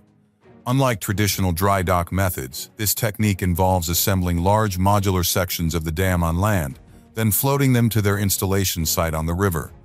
The total amount of concrete used in the dam's construction would be enough to pave a sidewalk stretching from New York to San Francisco. A special feature of the Olmsted Locks and Dam is its resilience to seismic activity. The region is near the New Madrid fault line, and as such, the structure was designed to withstand significant earthquakes, ensuring the long-term stability and safety of this critical infrastructure. The project's importance extends beyond just its immediate functionality. By improving the reliability and efficiency of the Ohio River as a navigational channel, the Olmsted Locks and Dam also bolsters the economic viability of river transportation, which is significantly more fuel efficient and environmentally friendly compared to road and rail transport. Next up, let's delve into the monumental Houston Metrorail expansion project, a $7.5 billion undertaking that aims to revolutionize public transit in Houston, Texas. Spanning an impressive 20 miles of additional track, the Metrorail expansion is designed to connect more neighborhoods and increase accessibility across the city. The project involves intricate construction phases, which began in earnest in 2021 and are scheduled to reach completion by 2028. Over the course of these 7 years, the landscape of Houston will see transformative changes. Houston's flat and expansive geography presents unique challenges. Engineers are continuously combating the city's soft soil, which is prone to shifting and sinking. This has led to the innovative use of deep concrete pilings and reinforced steel to ensure the stability of tracks and stations. The project also incorporates elevated sections and raised platforms, designed to withstand Houston's frequent floods, thereby safeguarding the transit system's operational integrity during severe weather conditions. Each new station along the expansion route is being built with more than functionality in mind. They are envisioned as community hubs, equipped with modern amenities, real-time travel information, and artwork reflective of local culture. Despite the benefits, the path hasn't been entirely smooth. Issues ranging from logistical challenges, such as coordinating with existing traffic and utility lines, to public opposition concerning construction disruptions, have tested the project's resilience. The project management team has had to innovate on the fly, employing cutting-edge construction techniques and real-time problem-solving to keep the project on track. Specialized construction methods like the use of silent piling technology to minimize noise in residential areas and the application of advanced GPS and GIS for precision in layout and execution highlight the technical sophistication of this expansion. Let's move over to the next megaproject. Spanning the Hudson River in New York, the Governor Mario M. Cuomo Bridge is a stunning feat of engineering that has reshaped the transportation landscape between Rockland and Westchester counties. Completed in 2018, this impressive structure replaced the aging Tappan Zee Bridge. The project, named after the late New York governor, represents a monumental investment in infrastructure, with a total cost of approximately $4 billion. Constructed over 5 years, the project faced numerous challenges, including maintaining traffic flow on the existing bridge while the new spans were being built parallel to it. The project utilized advanced construction techniques such as floating cranes, one of the largest in the world, known as the I-Lift New York Super Crane, which lifted and placed sections weighing up to 1,200 tons. The bridge stretches approximately 3 miles in length, with each of the twin spans measuring around 1,200 feet at their longest span. These spans are supported by 8 419-foot towers, which are angled outwardly, a design choice that not only provides structural efficiency, but also gives the bridge its visually striking profile.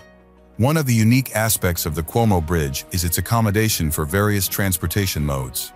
It includes not only 8 traffic lanes, but also a shared-use path for bicycles and pedestrians, featuring 6 scenic overlooks and art installations. In terms of materials, the bridge incorporates more than 220 million pounds of American-made steel and 300,000 cubic yards of concrete. To put the size of the project into perspective, the amount of cable used in the bridge's stay cables could stretch from New York City to Chicago if laid end-to-end. Special features of the bridge include its resilience to extreme weather conditions, designed to withstand the increasing frequency of severe weather events. It is built with corrosion-resistant steel and concrete to ensure a lifespan of over 100 years, significantly improving on the durability of its predecessor. We move over to New York next for the Hudson Tunnel project. This massive project aims to construct a new rail tunnel under the Hudson River, directly addressing the critical need for modernized and reliable rail connections between New Jersey and Manhattan. Currently estimated to cost around $11.6 billion, the Hudson Tunnel project involves constructing a new 2-track rail tunnel, refurbishing the existing century-old tunnel, and making related infrastructure improvements. Upon completion in 2026, it is expected to significantly reduce the risk of severe disruptions in daily commutes and national rail transport. The new tunnel's construction is a complex challenge, requiring sophisticated tunnel boring and under-river drilling techniques to navigate the geological and environmental sensitivities of the Hudson River's underwater terrain. The existing North River Tunnel, which currently serves as the only rail link under the Hudson for Amtrak and New Jersey Transit trains, has been in service since 1910 and was severely damaged during Hurricane Sandy in 2012. The construction of the new tunnel will allow this old tunnel to be closed for repairs without disrupting the critical train services it provides. To understand the scale of the Hudson Tunnel project, consider that the new tunnel will extend about 2.5 miles under the riverbed, involving millions of cubic feet of excavated earth enough to fill over 1,000 Olympic-sized swimming pools. The project's challenges are immense, from navigating bureaucratic hurdles and securing funding agreements across multiple government entities to the physical difficulties of urban tunneling. It's time to delve into the American Dream Meadowlands, a massive entertainment and retail complex located in East Rutherford, New Jersey. With a staggering cost of $5 billion, this ambitious project represents one of the largest mall developments in the United States. Officially opened in phases starting in 2019, American Dream Meadowlands covers approximately 3 million square feet. One of the most striking features of American Dream is its Nickelodeon Universe theme park, the largest indoor theme park in the Western Hemisphere. Adjacent to this is the DreamWorks Water Park, which boasts the largest indoor wave pool. The project faced numerous challenges during its development, including financial difficulties and multiple changes in ownership. Originally conceived in early 2000, the development stalled several times due to economic downturns and funding issues. Despite these setbacks, the project was revitalized and eventually brought to completion, marking a significant milestone in the region's commercial landscape. American Dream's indoor ski slope, known as Big Snow, is another highlight of the complex. It is the first indoor real snow ski and snowboard park in North America, offering year-round winter sports activities. This unique attraction allows visitors to enjoy skiing and snowboarding regardless of the season, making it a significant draw for tourists and locals alike. The construction of American Dream Meadowlands required the coordination of thousands of workers and involved complex engineering and architectural solutions to create its diverse range of attractions. The developers also focused on sustainability, incorporating energy-efficient systems and environmentally friendly practices throughout the complex. The project's strategic location near New York City and major transportation hubs enhances its accessibility, attracting visitors from across the region and beyond. But how about an entire stadium being replaced? The Aloha Stadium Replacement Project, located in Halawa, Hawaii, is a significant undertaking aimed at revitalizing the sports and entertainment capabilities of Hawaii's most populous island, Oahu.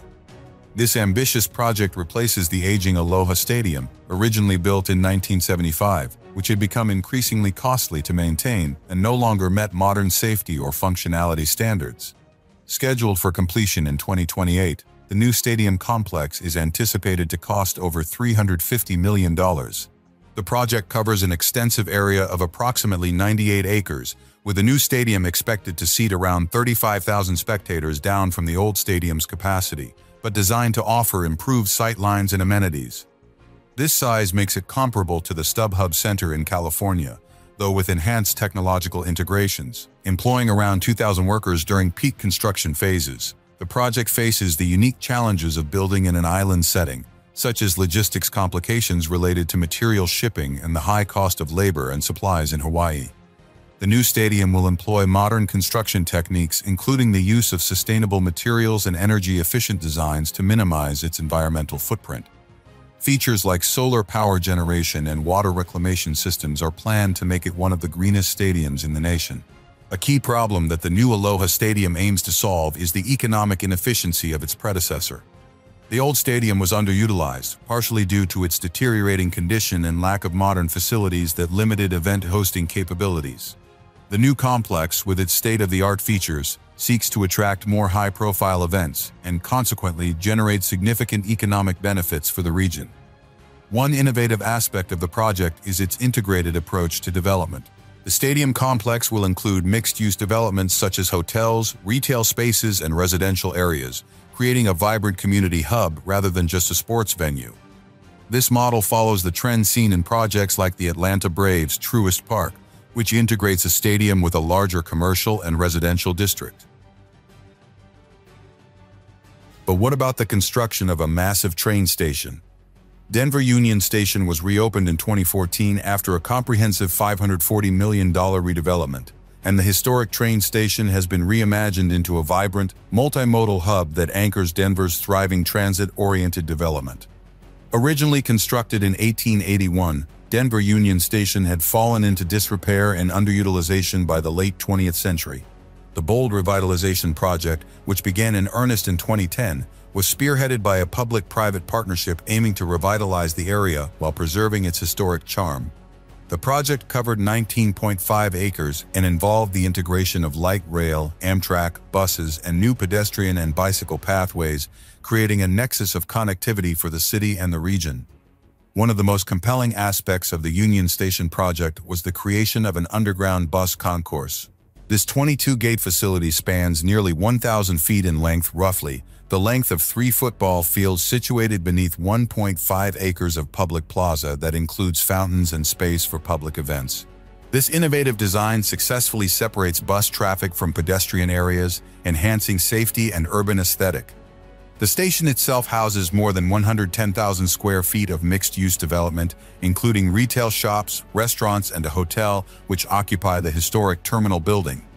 The Denver Union Station project's challenge was to integrate seamlessly into the existing urban fabric, preserving historical elements like the station's iconic "Travel by Train" neon sign while introducing cutting-edge infrastructure. Moreover, the project team faced the complex task of coordinating multiple transportation systems in a tight urban core, all while maintaining service for thousands of daily commuters. The economic impact has been profound, with billions of dollars in private investment flowing into the surrounding area since the station's reopening. Let's delve into the Northgate Link extension, a transformative addition to Seattle's public transportation network. Completed at a cost of $1.9 billion, This project is a cornerstone of the region's efforts to enhance urban mobility and reduce traffic congestion. Breaking ground in 2012 and opening to the public in October 2021, the Northgate Link extension stretches the city's light rail system by 4.3 miles, connecting the University of Washington to Northgate. This crucial extension includes 3 new stations, strategically located to serve key residential and commercial hubs in northern Seattle. A defining feature of the Northgate Link extension is the engineering marvel of its twin tunnels, constructed using state-of-the-art tunnel boring machines. These machines, dubbed Brenda and Pamela, excavated deep beneath the city, navigating complex soil conditions and existing underground infrastructure with remarkable precision. The construction process engaged thousands of workers and required intricate planning and coordination. Each new station is designed with a focus on accessibility, safety, and community integration, featuring modern amenities and public art installations that enhance the commuter experience. The Northgate Link extension significantly reduces travel times, with the journey from Northgate to downtown Seattle now taking just 14 minutes. This improvement is expected to ease road traffic and provide a reliable alternative to driving, fostering greater use of public transportation. The project's impact on Seattle's urban landscape is profound, revitalizing neighborhoods and stimulating economic growth around the new stations. Next up, it's time to investigate the Huey P. Long Bridge. Since its original completion in 1935, this bridge has stood as a vital link for both rail and vehicle traffic between the eastern and western halves of the metropolitan New Orleans area. The bridge underwent a massive expansion and renovation project that began in 2006 and concluded in 2013, drastically enhancing its capacity and safety. The project's scale was monumental, with a budget of $1.2 billion, making it one of the largest public works projects in Louisiana's history. This extensive modernization aimed to address the bridge's notorious narrow lanes, which were often seen as a bottleneck for traffic and a hazard for drivers. Originally constructed during the Great Depression as part of a nationwide infrastructure initiative, the Huey P. Long Bridge was named after the famed Louisiana Governor Huey P.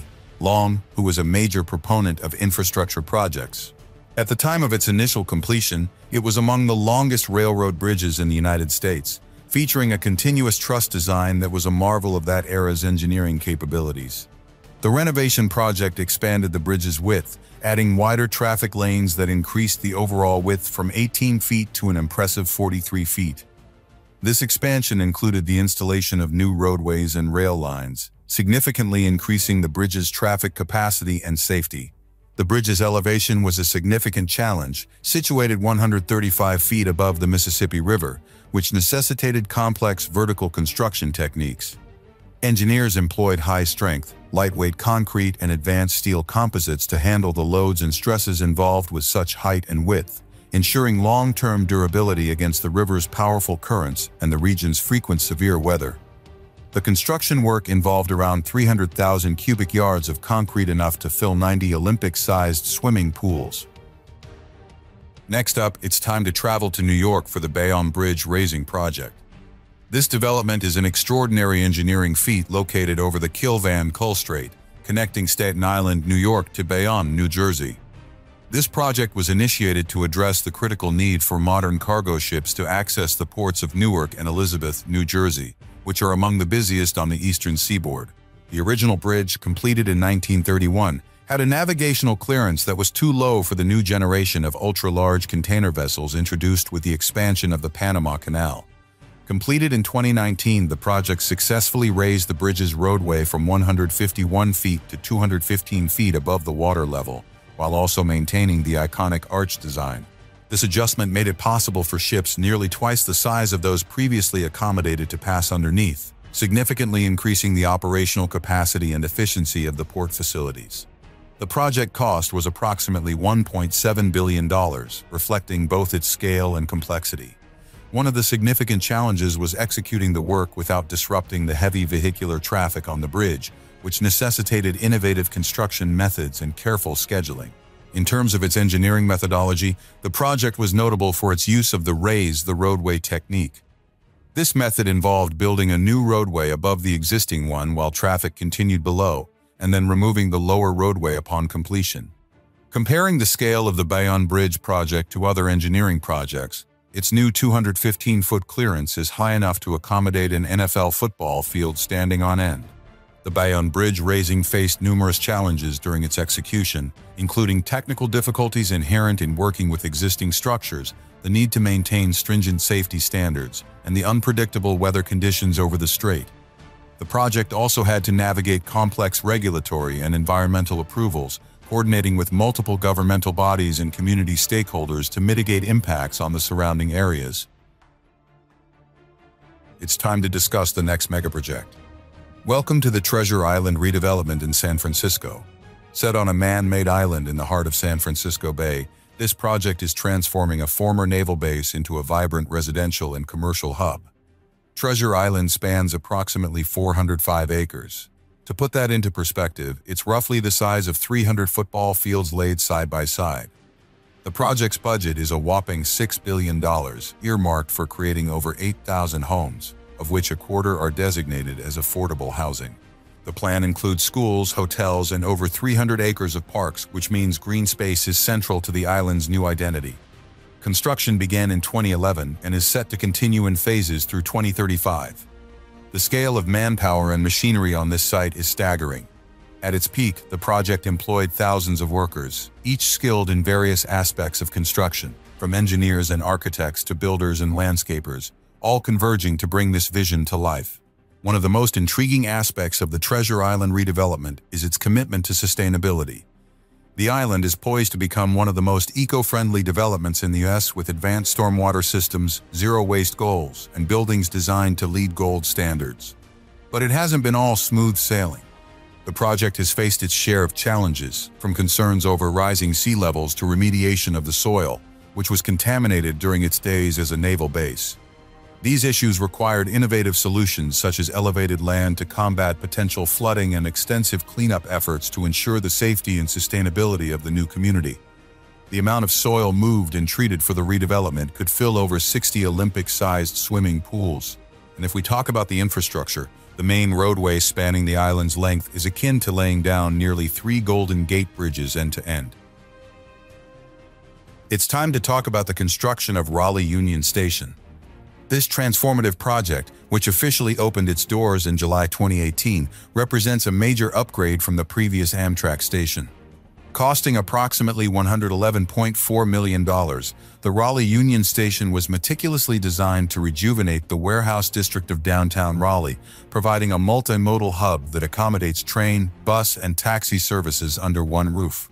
Spanning a vast area of 26,000 square feet, the station's main building was once a dilapidated steel fabrication plant, which has been artfully transformed into a state-of-the-art facility while retaining historical architectural elements. This adaptive reuse not only preserves a piece of Raleigh's industrial heritage, but also incorporates green building practices, including a rooftop rainwater collection system that underscores the city's commitment to sustainability. The construction of Raleigh Union Station was a complex endeavor, involving numerous challenges ranging from the preservation of the existing historic structure to integrating advanced technological systems. The project team employed innovative construction methods such as seismic retrofitting to ensure the station's durability and safety, all while maintaining the integrity of the original building's rugged, industrial aesthetic. The station features lofty ceilings and a spacious concourse flooded with natural light, creating an inviting atmosphere for the approximately 160,000 passengers it serves annually. Raleigh Union Station is equipped with longer, high-level platforms that accommodate more passengers and improve the boarding process for Amtrak's Piedmont and Carolinian lines, as well as future high-speed rail services. Next up, we have to talk about the Atlanta Beltline project. Envisioned as a comprehensive revitalization effort, the Beltline aims to convert a historic 22-mile railroad corridor encircling downtown Atlanta into a multi-use trail, modern streetcar line, and expansive green space. This grand project, which began in the early 2000s and is expected to continue in phases through 2030, is not only redefining urban transit, but also enhancing community connectivity. With an estimated cost exceeding $4.8 billion, the Atlanta Beltline is one of the largest, most wide-ranging urban redevelopment projects in the United States. It involves the coordination of multiple city departments and private contractors, engaging thousands of workers over its multiple phases of development. The Beltline addresses several critical urban challenges, including the need for improved public transportation options. By connecting 45 in-town neighborhoods with multi-use trails and transit options, it promotes a more sustainable lifestyle, reducing reliance on automobiles and encouraging walking, biking, and public transit. A notable feature of the Atlanta Beltline is its use of existing railroad tracks for the trail and transit system. The incorporation of art installations in parks along the Beltline has also turned previously neglected spaces into vibrant public areas that foster community interaction and cultural expression. The project has faced challenges, particularly in terms of funding and community engagement. Balancing the diverse needs and expectations of various stakeholders, residents, and city officials has required continuous dialogue and adaptation. Let's take a closer look at the Second Midtown Tunnel project. Located under the Elizabeth River, the Second Midtown Tunnel connects the cities of Norfolk and Portsmouth. Its construction began in 2012 and reached completion in 2016. This project involved building a new two-lane tunnel parallel to the existing Midtown Tunnel, effectively doubling the capacity of this crucial traffic artery. With a cost of $2.1 billion, the construction process for the Second Midtown Tunnel was both innovative and complex. Unlike traditional tunneling methods, this project used an immersed tube technique. Prefabricated tunnel sections, each weighing approximately 16,000 tons, were constructed in a dry dock. These sections were then floated to the site, submerged into a pre-dug trench on the riverbed, and connected to form the tunnel. This method minimized disruption to river traffic and ensured precise alignment of the tunnel sections. The new tunnel not only alleviates traffic congestion, but also enhances safety and travel times for thousands of commuters. In terms of environmental considerations, the project included several measures to mitigate its impact. This included careful monitoring of water quality during construction and the use of innovative techniques to manage and minimize sediment displacement. The Second Midtown Tunnel also features modern safety enhancements, such as advanced ventilation systems, state-of-the-art lighting, and emergency response facilities. These upgrades ensure the tunnel meets contemporary standards for infrastructure resilience and commuter safety. Comparing this project to other major infrastructure endeavors, the Second Midtown Tunnel stands out for its strategic importance in regional connectivity and its use of advanced construction techniques.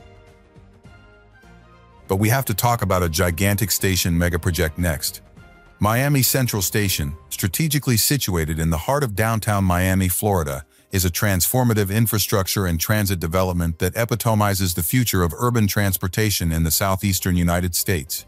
Officially opened in 2018, this expansive multimodal hub integrates commuter rail, intercity rail, and future high-speed rail, forging a new standard for transit connectivity in the region. The project, which is part of the broader Miami Intermodal Center, required an investment of over $2 billion and brought together a wide array of transportation systems under one roof. Miami Central not only serves as a vital junction point for Brightline services connecting Miami with Fort Lauderdale and West Palm Beach, but also accommodates Metrorail and Tri-Rail services, facilitating seamless travel across multiple transit lines. Spanning several city blocks, Miami Central Station is designed with a sleek, modern aesthetic that incorporates state-of-the-art architectural elements. One of the most significant challenges during the construction was integrating the new facilities with existing transit services while minimizing disruption to daily commuters. This involved careful planning and phased construction strategies, including the strategic placement of platforms and the careful coordination of numerous construction teams working in a densely urbanized area.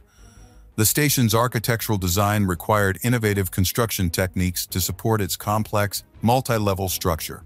This includes the use of high-strength steel and reinforced concrete capable of supporting heavy rail components and high passenger footfalls, while also withstanding Florida's challenging weather conditions, including the threat of hurricanes. In terms of scale, Miami Central's construction involved moving thousands of tons of earth and laying miles of new track activities comparable to erecting a small city. Let's travel over to North Carolina, where the Charlotte Gateway Station is being constructed. This significant development, a central hub designed to integrate various modes of transportation, including Amtrak, buses, and future light rail services, is part of a larger vision to improve transit connectivity across the region. Scheduled for full operational status by 2025, The Charlotte Gateway Station began its early phases in 2018 with a budget projected to exceed $800 million by the project's conclusion. The station itself will cover several city blocks, featuring a state-of-the-art passenger terminal, bus bays, and extensive parking facilities. The project's total area is comparable to 20 football fields, emphasizing its scale and the transformational impact on the city landscape. It is expected to serve thousands of passengers daily, significantly easing the city's traffic congestion and providing a more efficient, reliable public transportation network. One of the primary challenges has been coordinating the multiple phases of construction while minimizing disruptions to the existing traffic and businesses in downtown Charlotte. The station's design features include expansive glass facades to maximize natural lighting and open public spaces that encourage pedestrian traffic, reflecting new trends in urban station aesthetics and functionality. In comparison to other transportation projects like the Moynihan Train Hall in New York City, the Charlotte Gateway Station is unique in its incorporation of green building practices and its role in catalyzing economic development in a mid-sized American city. Despite challenges such as budget adjustments and the complex logistics of constructing in a dense urban core, the Charlotte Gateway Station is set to become a critical node in North Carolina's transportation network. It's time to explore the Crescent Dunes Solar Energy Project next, which is a groundbreaking renewable energy initiative located near Tonopah, Nevada. Completed in 2015, this state-of-the-art solar power plant represents a significant leap in solar energy technology, with a price tag of $1 billion. The Crescent Dunes Solar Energy Project was developed by SolarReserve and is renowned for its innovative use of concentrated solar power technology. Unlike traditional photovoltaic solar plants, Crescent Dunes uses a central tower surrounded by over 10,000 mirrors, known as heliostats. These mirrors track the sun and focus its energy onto the tower, heating molten salt to extremely high temperatures.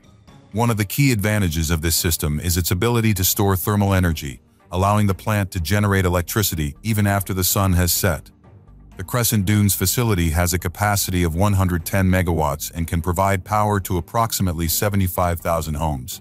Building the Crescent Dunes Solar Energy Project was a massive undertaking, requiring the coordination of over 1,000 workers during peak construction phases. The project faced numerous challenges, including logistical hurdles related to transporting and assembling the large number of heliostats and constructing the central tower, which stands at 640 feet tall. The project's location in the Nevada desert posed additional difficulties, such as extreme weather conditions and the need to protect the fragile desert ecosystem. Despite these challenges, the project was completed on time and has set a new standard for solar power plants worldwide. We have to travel to Chicago for the next megaproject. The Chicago Deep Tunnel Project, formerly known as the Tunnel and Reservoir Plan, is an ambitious civil engineering project designed to address the critical issues of urban flooding and water pollution in the city. Spanning over 100 miles of deep, large-diameter tunnels located up to 300 feet beneath the city, the Deep Tunnel Project is one of the largest and most comprehensive urban water projects in the world.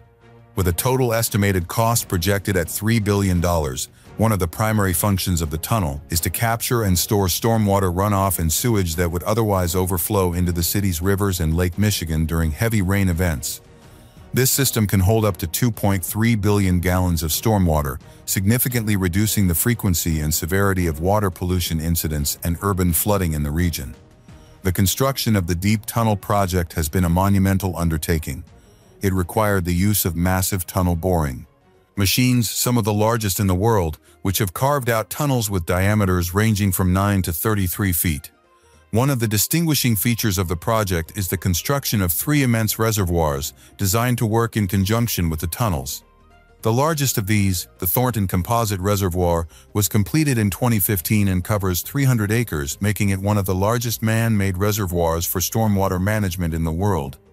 Its capacity is so vast that it could theoretically hold all the water used to fill over 2,000 Olympic-sized swimming pools. In comparison to other megaprojects, such as the Boston Big Dig or the London Sewer System Upgrade, the Chicago Deep Tunnel Project stands out for its scale and its focus on water management in a densely populated urban setting. Up next, it's time to investigate the Goethals Bridge. This project is a significant architectural feat in the United States, linking Elizabeth, New Jersey, to Staten Island, New York. The bridge was originally constructed in 1928 and underwent a massive rebuilding project that began in 2014 and concluded with the opening of its eastbound span in 2018. The total project cost was approximately $1.5 billion, highlighting its scope and the investment required to modernize critical infrastructure. Designed to replace an aging structure that could no longer efficiently handle modern traffic volumes, the new Goethals Bridge features twin spans, each supporting 3 lanes of traffic, additional shoulders, and a pedestrian and bike pathway that will be completed in a future project phase. One of the most notable methods used was the modular construction approach. Large segments of the bridge were prefabricated off-site and then transported to the location for assembly. This method not only sped up the construction process, but also minimized environmental impact and disruption to the existing traffic. The Goethals Bridge project was a technical challenge, involving the installation of 60-foot tall piers and the lifting of massive 900-ton segments into place. The bridge spans a total length of 1.4 miles, with each of the twin spans stretching approximately 900 feet in their longest span section, requiring precision engineering and construction expertise. One unique aspect of the Goethals Bridge is its focus on sustainability. The project included measures to protect the local marine environment and featured the extensive use of recycled materials. Moreover, the bridge's design incorporates energy-efficient LED lighting and has provisions for future smart transportation technologies. Let's travel over to the next megaproject, the Los Angeles County Metro Purple Line Extension, which is a massive $9.3 billion rail project that's stretching the definition of urban transit development. Extending the Metro Purple Line by 9 miles, this project is not just about adding tracks. It's about seamlessly connecting key sectors of the city, from the skyscrapers of downtown LA to the vaunted gates of the University of California. Slated for completion in 2027, the Purple Line extension is currently a hive of activity with over 5,000 workers bustling daily. Building a subway in an area prone to earthquakes demands cutting-edge construction techniques. The team employs advanced tunneling methods, including earth pressure balance machines that delicately burrow beneath the city, ensuring minimal disruption to the surface life and structural integrity of the buildings above. This project solves critical transportation problems in one of America's most congested cities by offering a reliable, high-speed alternative to road travel, effectively reducing traffic and the city's carbon footprint. Once operational, it's expected to serve about 4 citizens and riders daily. Comparing this to the scale of other megaprojects around the globe, the Purple Line extension's budget overshadows the construction costs of the new Wembley Stadium in London, illustrating the monumental investment in public infrastructure and the future of Los Angeles. The project's integration of smart technology systems for maintenance and operation sets new standards for public transportation. Next up, we have to check out the Federal Way Link extension. Located in Washington State, this significant extension aims to enhance connectivity between the densely populated regions south of Seattle, spanning from the Angle Lake Station through Des Moines and into Federal Way. The project, managed by Sound Transit, began construction in 2020 and is slated for completion later into 2024. With a budget of approximately $3.1 billion, the Federal Way Link extension will add 7.8 miles of new track to the existing light rail system, promising to significantly ease traffic congestion. Designing and constructing a light rail extension through heavily urbanized areas presents a variety of challenges. One major hurdle has been the need to integrate new rail lines with existing infrastructure, requiring complex engineering solutions to bridge roads, navigate through dense urban landscapes, and minimize disruption to local communities and ecosystems. Extensive tunneling and elevated track sections are key components of the project, designed to ensure that the rail service is both efficient and minimally invasive. The Federal Way extension will include 3 new stations that are being designed with a focus on accessibility, safety, and integration with other modes of transportation, such as buses and pedestrian pathways. The workforce behind this mega project includes hundreds of engineers, construction workers, and safety inspectors. Their expertise is essential in tackling the technical demands of modern rail construction, from laying tracks that can handle high-speed trains to installing sophisticated signaling and communication systems. Upon its completion, the Federal Way Link extension is expected to serve approximately 40,000 passengers daily by 2035. But what about one of the tallest skyscrapers in New York City? Located in the bustling Hudson Yards district of Manhattan, The Spiral Tower stands as a pinnacle of architectural innovation and modern design. Officially known as 66 Hudson Boulevard, this towering skyscraper reached its completion in 2022, emerging as one of the most distinctive profiles against the Knicks skyline due to its spiraling green terraces that ascend with the building's rise. The spiral spans 65 stories, measuring approximately 141 feet in height. The project carried a substantial financial commitment, with development cost estimated at around $3.7 billion. The construction of the spiral employed approximately 7,600 workers across various phases, reflecting its scale and the complexity of its design. This architectural marvel was conceived to offer a blend of premium office spaces and expansive green outdoor terraces on each floor, integrating nature into the urban workspace. Each terrace is equipped with foliage and seating areas, providing accessible outdoor space to office occupants, a rare feature in Manhattan's dense urban landscape. The construction of the spiral involved innovative building techniques, particularly in the integration of its steel superstructure with the cascading terraces. Advanced computer modeling and precision fabrication were crucial to ensuring that each floor's outdoor space seamlessly aligns with the spiraling design. The spiral's total floor area is about 2.8 million square feet, roughly equivalent to the size of 50 football fields. However, the project wasn't without challenges. Its construction phase coincided with a pandemic, which posed significant logistical challenges, delaying materials and reducing workforce efficiency due to health and safety protocols. Yet, the project team adapted with enhanced safety measures and scheduling adjustments to mitigate these impacts. Next up, we have to discuss one of the most expensive megaprojects in the world, called the Hanford Nuclear Reservation Cleanup. Situated in Washington State, the Hanford site was once home to the largest plutonium production facility in the United States, playing a pivotal role during World War II and the Cold War. However, decades of nuclear production have left a legacy of contamination, necessitating an extensive cleanup effort with costs estimated to range between $300 billion and $600 billion. The Hanford Nuclear Reservation spans 586 square miles and includes 9 decommissioned nuclear reactors and numerous processing facilities. The cleanup project, managed by the U.S. Department of Energy, officially began in 1989 following the site's designation as a Superfund site by the Environmental Protection Agency. One of the primary challenges of the Hanford cleanup is dealing with the vast quantities of radioactive waste stored in underground tanks. These tanks, some of which are over 70 years old, have been found to leak, posing a significant threat to the surrounding environment. A critical component of the cleanup is the construction and operation of the waste treatment and immobilization plant, also known as the vitrification plant. This facility aims to convert radioactive waste into a stable glass formed through a process known as vitrification. By immobilizing the waste in glass, the long-term risk of environmental contamination is significantly reduced. The plant is one of the most complex and expensive construction projects at Hanford, with an estimated cost of $17 billion. The cleanup efforts at Hanford also involve the remediation of contaminated soil and groundwater. Advanced technologies and methods, such as pump and treat systems, are employed to remove radioactive contaminants from groundwater and prevent their migration. The project has faced numerous challenges, including technical difficulties, regulatory hurdles, and budget constraints. Despite these challenges, significant progress has been made in reducing immediate risks and advancing long-term remediation goals. Comparatively, the Hanford cleanup is unparalleled in its scope and complexity, reflecting the immense legacy of the United States nuclear weapons program.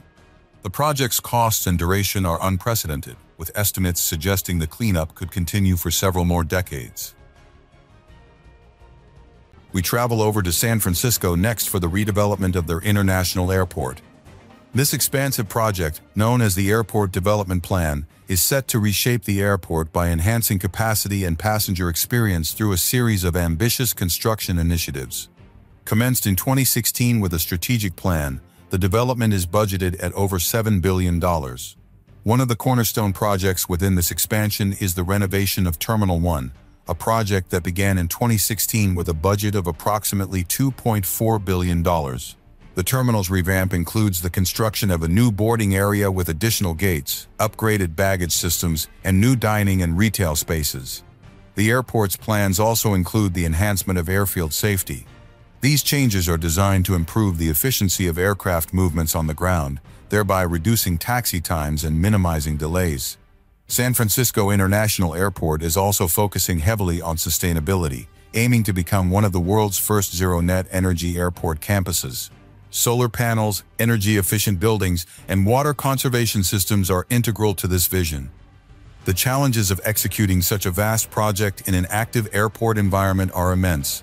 Construction teams have had to carefully phase their work to minimize disruption to travelers, manage noise levels, and ensure that airport security is uncompromised. It's time to travel to San Francisco next, where the gigantic Chase Center is one of the city's biggest megaprojects. Located in the Mission Bay neighborhood of the city, Chase Center serves as a state-of-the-art arena primarily for the Golden State Warriors and a versatile venue for concerts and other events.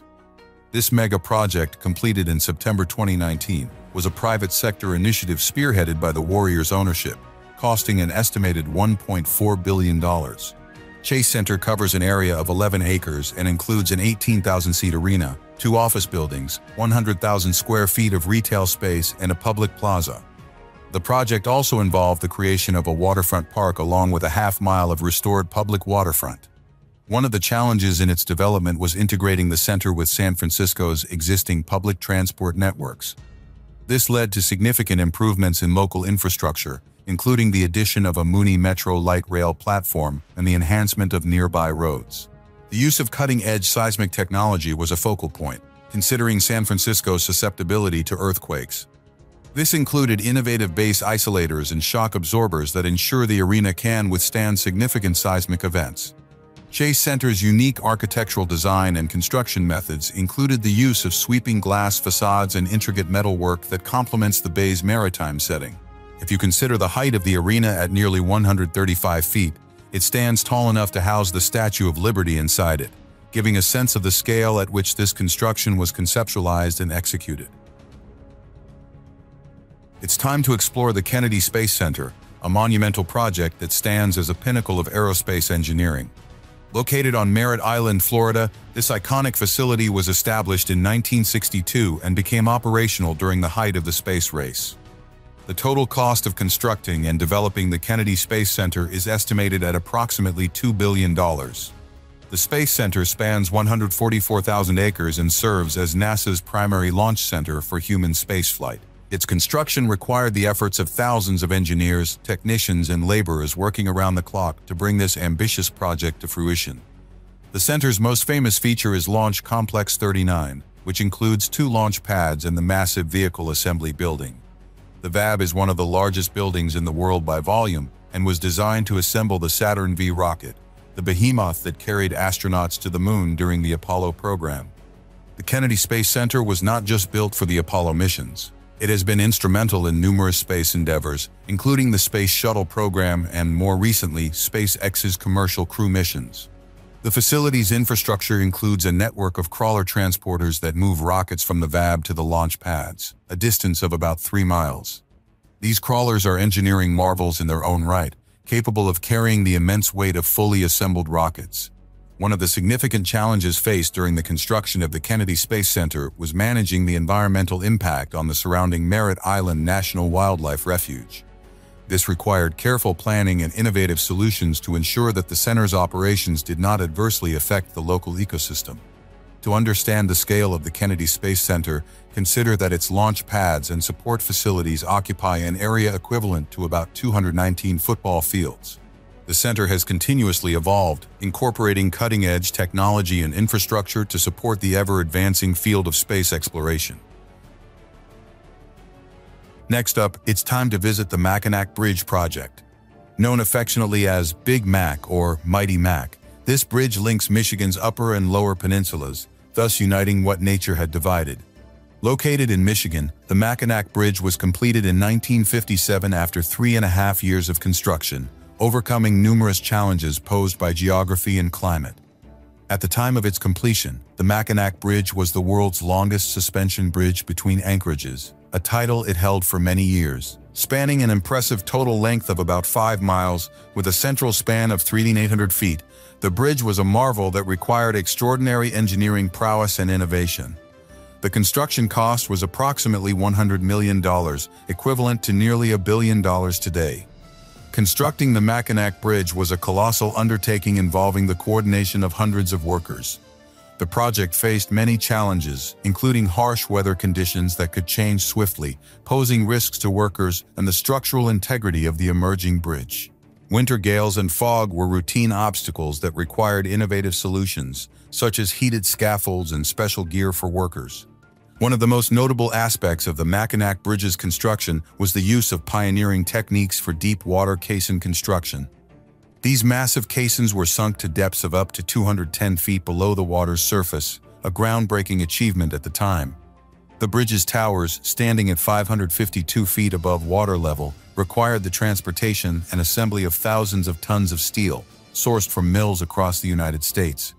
The Mackinac Bridge greatly simplified travel between the two peninsulas, which previously relied on a ferry service that was often hindered by ice in winter. The total amount of steel used in the bridge, approximately 20 tons, is enough to build nearly 400 tanks. It's time to travel to the state of Texas, where Tesla's Gigafactory is located.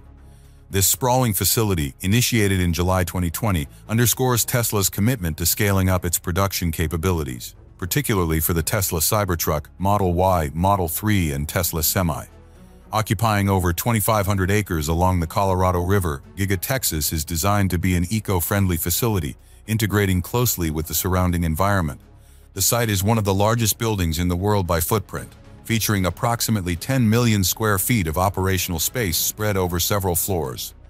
This size equates to about 172 football fields, providing a visual of the vast scale of this project. The total investment by Tesla into this project is expected to exceed $1 billion, which is anticipated to inject significant economic activity into the local and state economy through direct employment and ancillary benefits to suppliers and service providers. Giga Texas is pivotal in solving the logistical challenges associated with Tesla's supply chain, aimed at reducing shipping costs and production bottlenecks. It is set to become a critical hub for Tesla's operations in the eastern United States, enhancing the company's distribution logistics across the East Coast and international markets.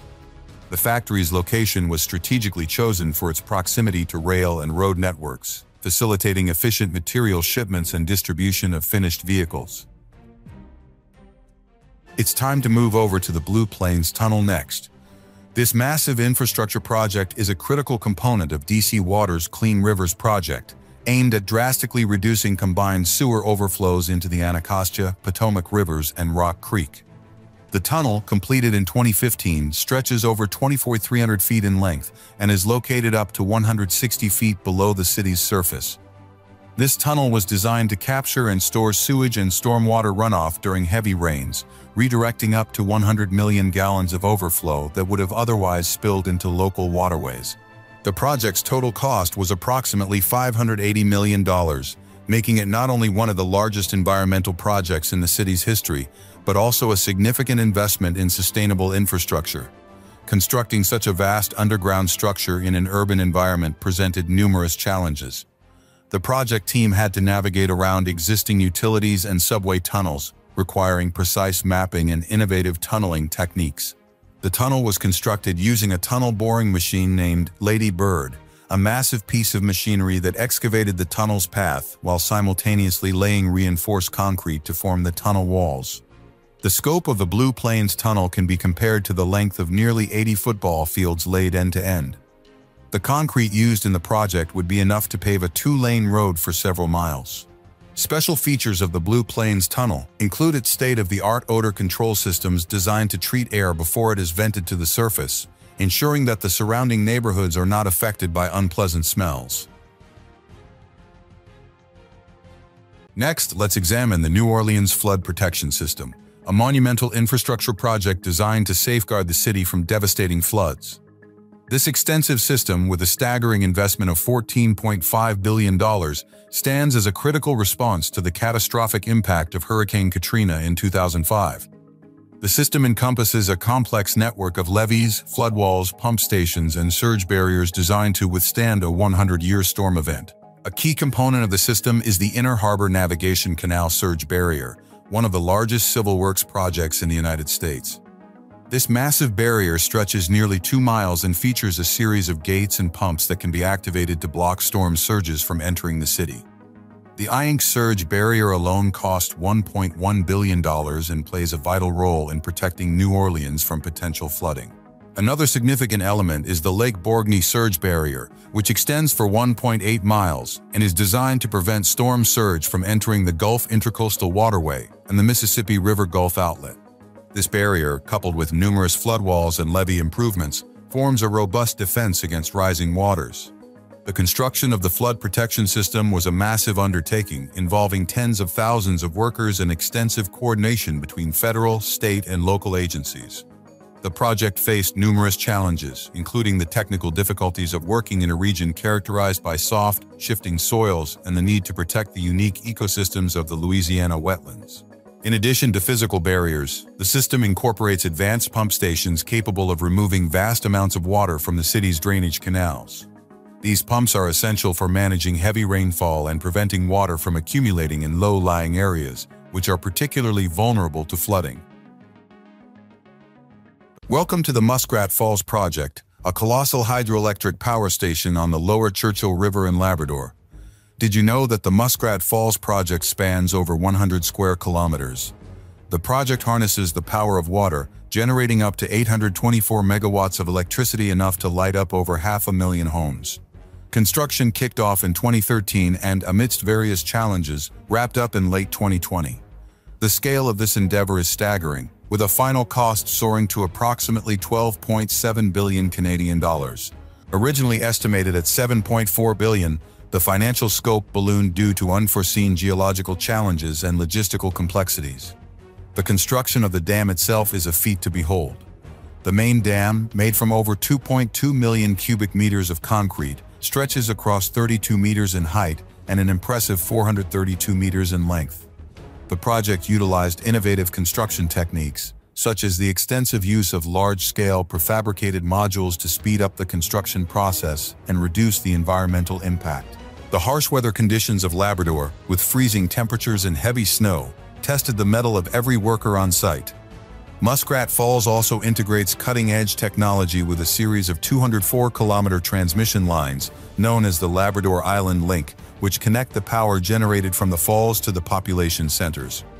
This technological marvel includes software that allows the power flow to be adjusted in real time, optimizing energy distribution based on current demand and supply conditions. Muskrat Falls is connected to the island of Newfoundland by a subsea cable spanning nearly 30 kilometers across the seabed of the Strait of Belle Isle. This is one of the longest subsea electricity cables in the world, a little shorter than the length of Manhattan. But it's time for the next project on our list.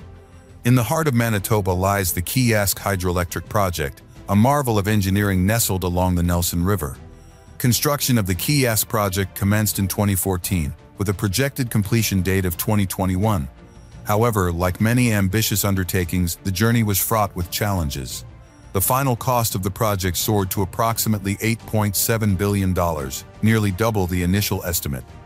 This escalation stemmed from various factors, including unforeseen geological obstacles and environmental mitigation efforts. Spanning an area of over 23 square kilometers, the dam reaches a height of 23 meters and stretches over 640 meters in length. The construction process required a workforce of over 6,000 individuals, comprising skilled laborers, engineers, and environmental experts. These dedicated individuals braved the harsh Manitoba winters and navigated complex logistical challenges to bring this project to fruition. One of the key challenges faced during construction was the need to mitigate environmental impact. The project team implemented innovative solutions, including the construction of fish passages to ensure the continuity of fish migration routes and the preservation of local ecosystems. The Quay-Esk project integrates advanced technology to optimize power generation and distribution. The hydroelectric station boasts 6 generating units, capable of producing a combined output of 695 megawatts, enough to power approximately 400,000 homes.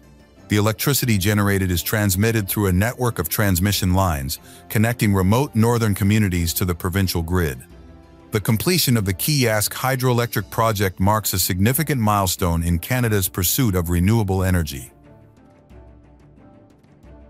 For the next project, journey with us into the heart of Toronto, where the Eglinton Crosstown Light Rail Transit Project is reshaping the city's transit landscape. Spanning an ambitious 19 kilometers across Eglinton Avenue, the project was initiated in 2011 and completed in 2022. The project, budgeted at approximately $12 billion, underscores an epic saga of urban development, involving over 10,000 workers at its peak construction phases. The LRT line includes a significant underground section, spanning about 10 kilometers. Constructing this section involved the use of tunnel boring machines, each 10 meters in diameter. The scale of excavation is immense, with the project moving enough soil to fill the Rogers Centre twice over. One of the project's major challenges has been managing construction while minimizing disruption to one of Toronto's busiest arteries. Advanced technologies and construction methods, such as the cut and cover and sequential excavation method, have been employed to ensure the structural integrity of the cityscape and the safety of its bustling populace. Each of the 25 stations on the line presents its own unique architectural and functional features, designed to not only accommodate but also enhance passenger experience with art installations and technology. This project also tackles the pressing issue of urban congestion. By providing a reliable and efficient alternative to road transport, the Eglinton Crosstown LRT is expected to serve around 5,500 passengers per hour in each direction during peak times. Facing its fair share of hurdles, from labor strikes to engineering challenges due to the city's complex underground infrastructure, the project has navigated through delays and budget overruns, reflecting the all-too-common tale of large-scale urban transit projects. For our next project, we have to step into the bustling heart of British Columbia, where the Vancouver International Airport expansion is located. Launched in 2017, this expansive project was completed in 2022 with a cost of around $9.1 billion Canadian dollars. It's designed to accommodate the soaring passenger numbers, which are expected to reach 25 million annually by the end of the decade.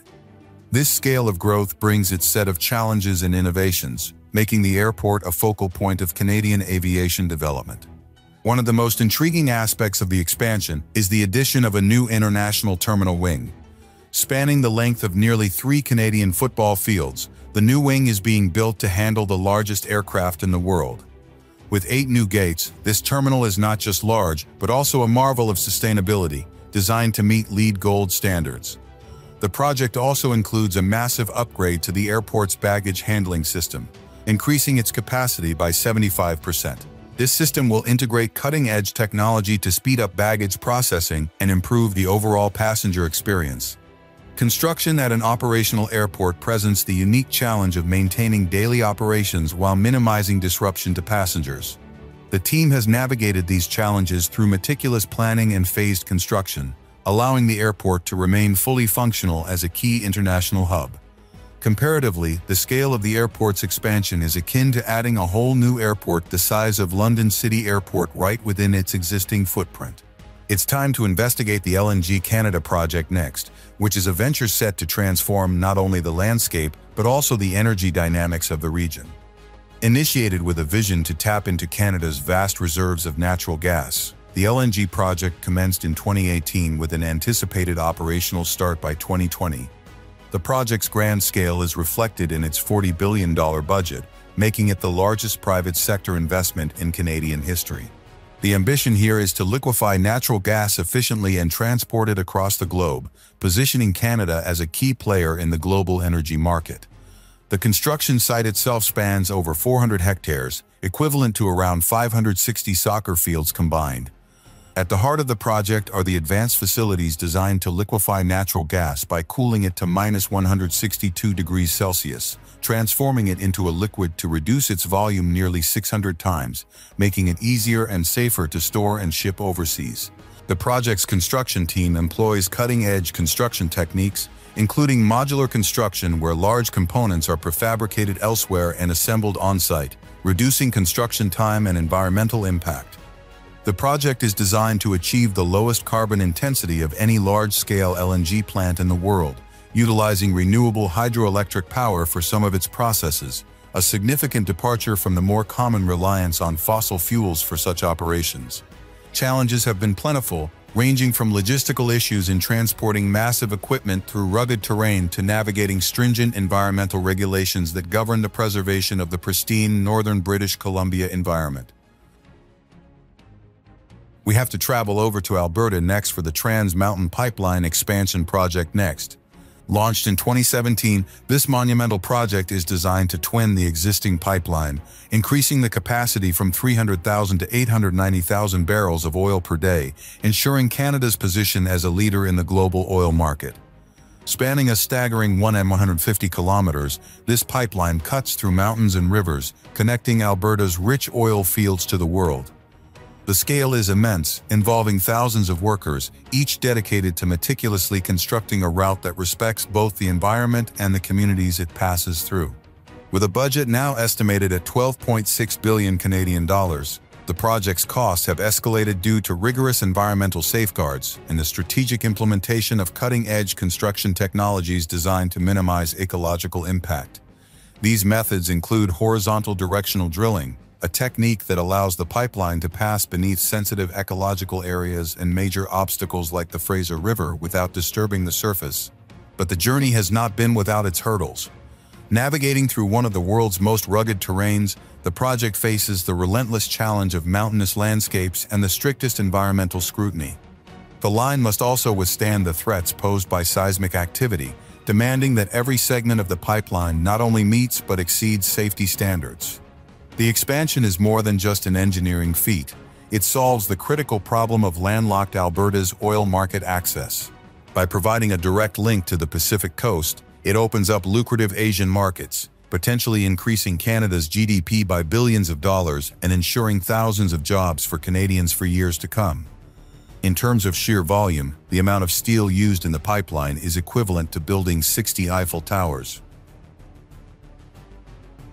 Next up, it's time for the Cinder Block project located in Ottawa. This extensive project aims to extend the life of the building for another century while updating it to meet contemporary standards of safety, accessibility, and functionality.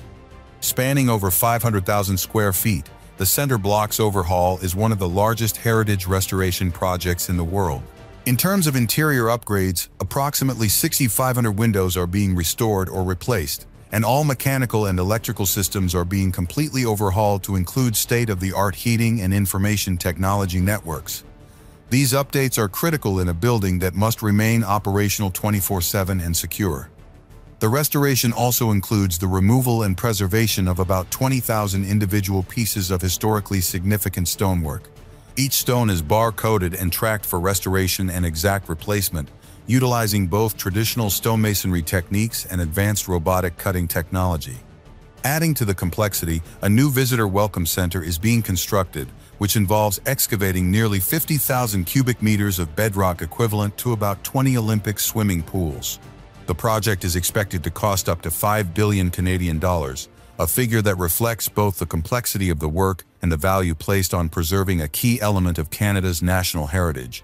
Environmental sustainability is a core component, with the project targeting LEED Gold certification through the use of sustainable materials and practices, including the maximization of natural light and the installation of energy-efficient systems that will reduce the building's carbon footprint. Welcome to the Port Mann Bridge, a towering marvel that stitches the sky over the Fraser River in British Columbia. Stretching over 10 lanes, the bridge spans an impressive 65 meters in width, which is almost as wide as 2 Olympic-sized swimming pools laid side by side. At its completion in 2012, it claimed the title of the longest cable-stayed bridge in North America, with a main span reaching 470 meters. The project wasn't just about setting up concrete and steel. It involved a meticulously orchestrated ballet of high-stakes engineering and logistics. Over 4,000 workers, each playing a pivotal role from welding to the precision placement of the 288 cables that support the massive span. These cables, if laid end-to-end, would stretch over 45 kilometers. The bridge was built to replace an older 5-lane bridge, addressing both the growing traffic needs and improving safety. The old bridge was frequently a choke point, snarling traffic and causing headaches for commuters. This new architectural giant not only doubled the number of lanes, but was designed to stand up to seismic events, a critical feature in the earthquake-prone Pacific Rim. But like any massive project, the Port Mann Bridge faced its share of challenges. Construction took place in a busy urban area, requiring intricate planning to minimize disruptions. Moreover, the project faced environmental concerns, particularly with its impact on the Fraser River's delicate ecosystem. Innovative solutions were applied, such as extensive water monitoring and careful timing of construction phases to protect local wildlife, especially the salmon runs. The cost of the bridge itself was a hefty $3.3 billion, part of a larger $2.46 billion highway improvement project, making it one of the most expensive infrastructure undertakings in Canada. In comparison to other megaprojects around the world, the Port Mann Bridge is a standout for its width and its advanced cable-stayed design, a technique also used in the famous Millau Viaduct in France, albeit on a grander scale. Let's travel over to the next project, called the Evergreen Line.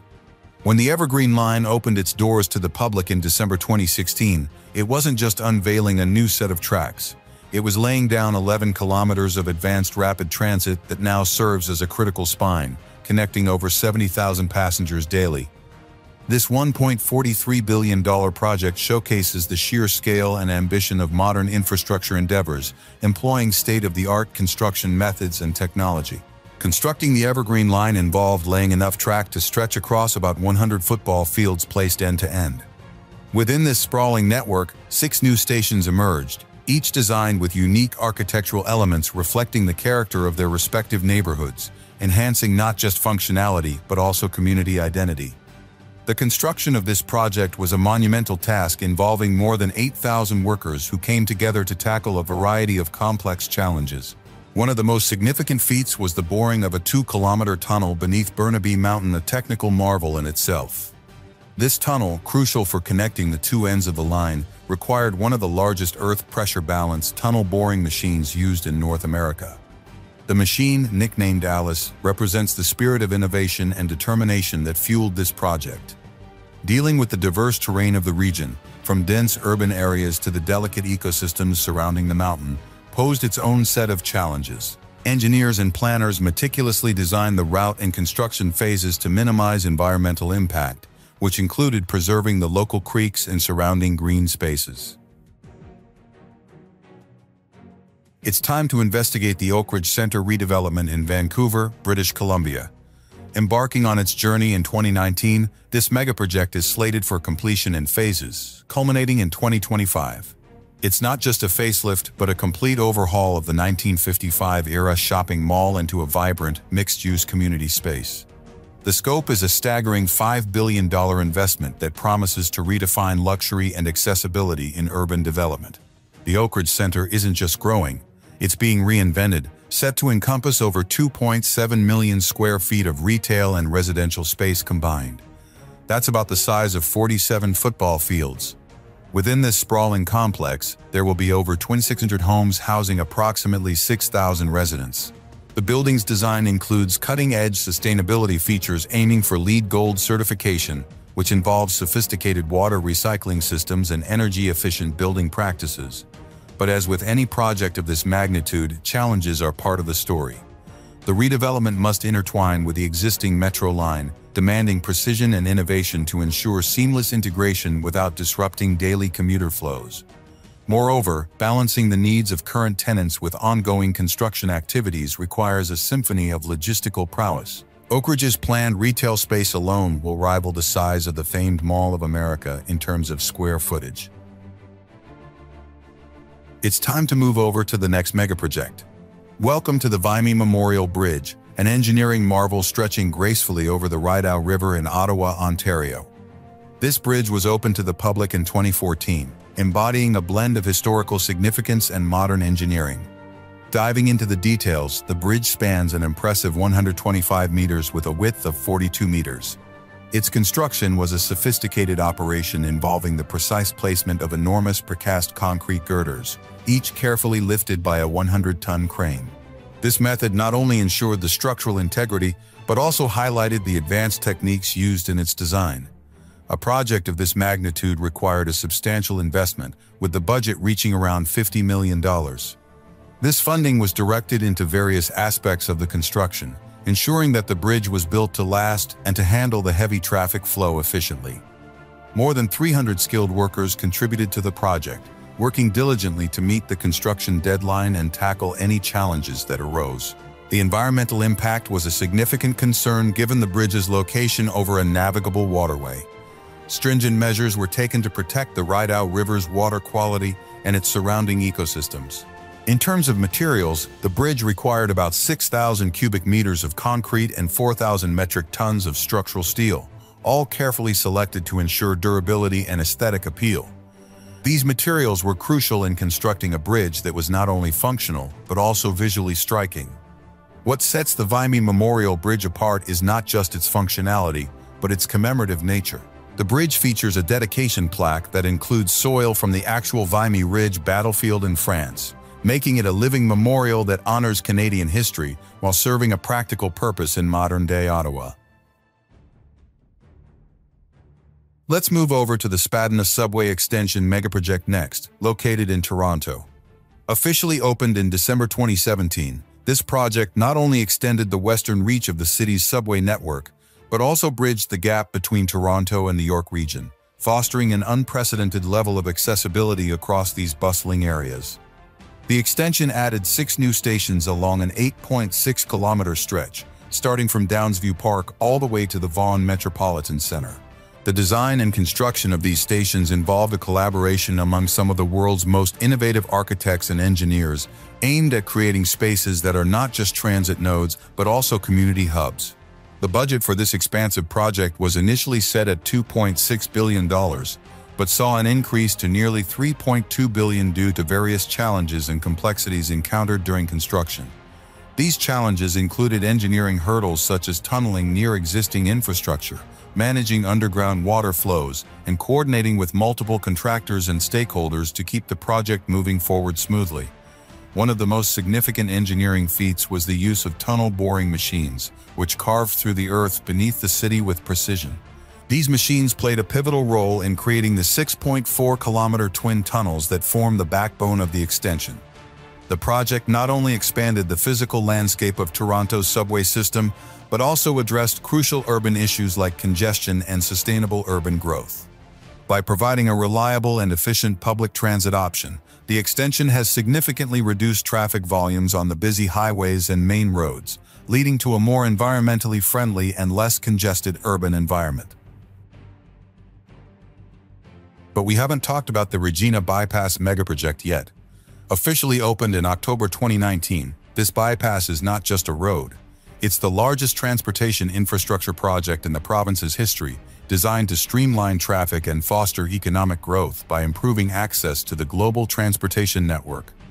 Spanning an impressive 61 kilometers, the Regina Bypass circles the city, from Highway 11 west of Regina through to Highway 1 east, providing a vital link for the heavy flow of trucks and local traffic. The construction of this mega project involved laying hundreds of thousands of tons of asphalt, enough to cover a 2-lane road stretching from Regina to Moose Jaw and back again. With a budget of approximately $1.9 billion, the project marked a significant investment in Saskatchewan's infrastructure. The bypass features 12 overpasses, 40 kilometers of new 4-lane highway, and 20 kilometers of resurfaced 4-lane highway. It also includes 55 kilometers of new service roads, offering a comprehensive network that enhances connectivity for local communities. Over 2,000 workers were involved in the construction, applying their skills across various aspects of the project, from earth moving and paving to bridge construction. This workforce was crucial in managing the 11 million cubic meters of earth moved during construction, an amount that could fill 4 Empire State Buildings. The project employed innovative construction techniques, including the installation of wildlife crossings to maintain natural habitats and migration patterns.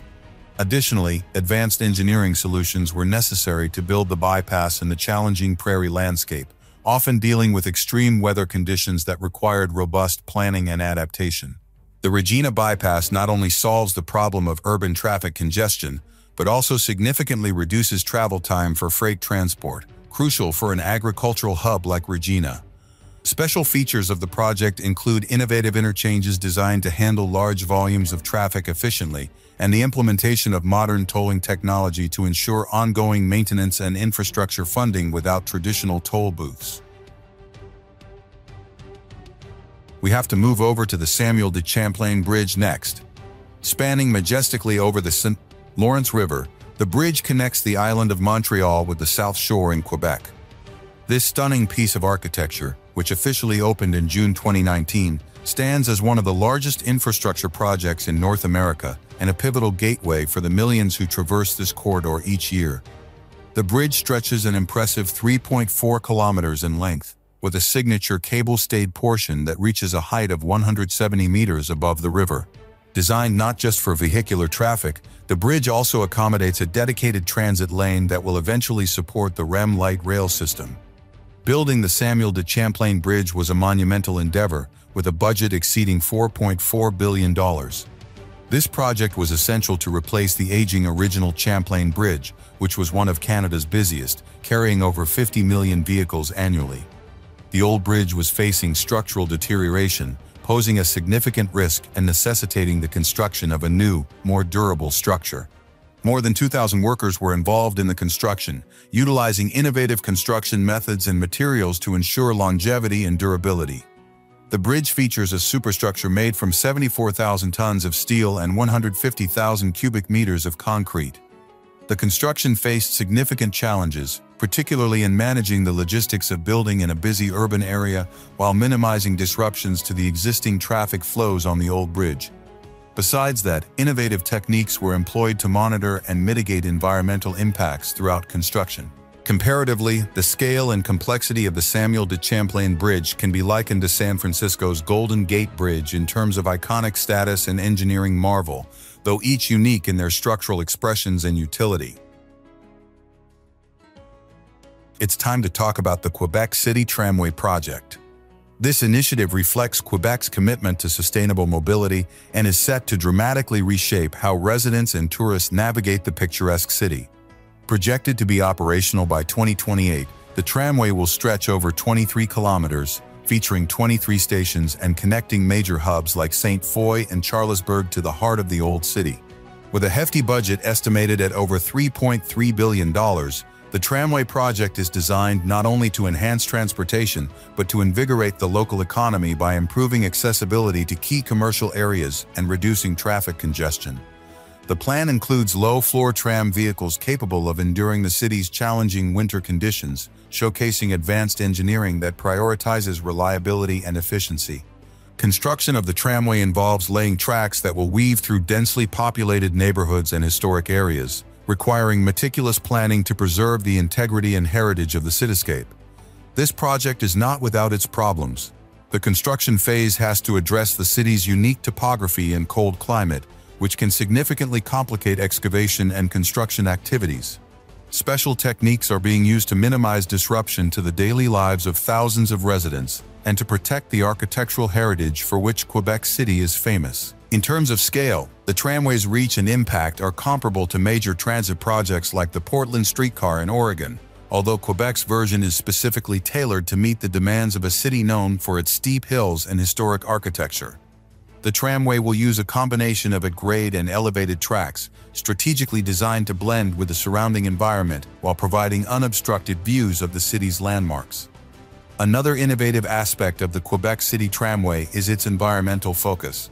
The project aims for a significant reduction in greenhouse gas emissions by promoting public transit over car use. The tram cars themselves are designed to be energy efficient and are expected to operate entirely on hydroelectric power, reflecting Quebec's abundant hydroelectric resources and commitment to renewable energy. The tramway is poised to solve several urban mobility issues, offering a reliable and eco-friendly alternative to car travel, thus enhancing the quality of life for residents and enriching the experience for tourists. It's time to talk about the Jakarta-Bandung high-speed rail in Indonesia, which is an ambitious project aimed at significantly reducing travel time between Jakarta and Bandung from over 3 hours to approximately 40 minutes. With an estimated cost of $6 billion, this project is Indonesia's first high-speed rail venture. Construction began in 2016, focused on advanced construction techniques and technologies.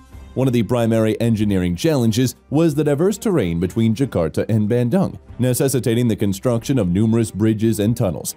The line features 13 tunnels, including the Walini Tunnel, the longest at 4.5 kilometers. The construction of these tunnels employed tunnel boring machines, essential for efficiently and safely excavating through varied geological conditions. The rail line is designed to accommodate speeds up to 250 kilometers per hour, requiring the use of high-strength materials and precision engineering to ensure safety and stability.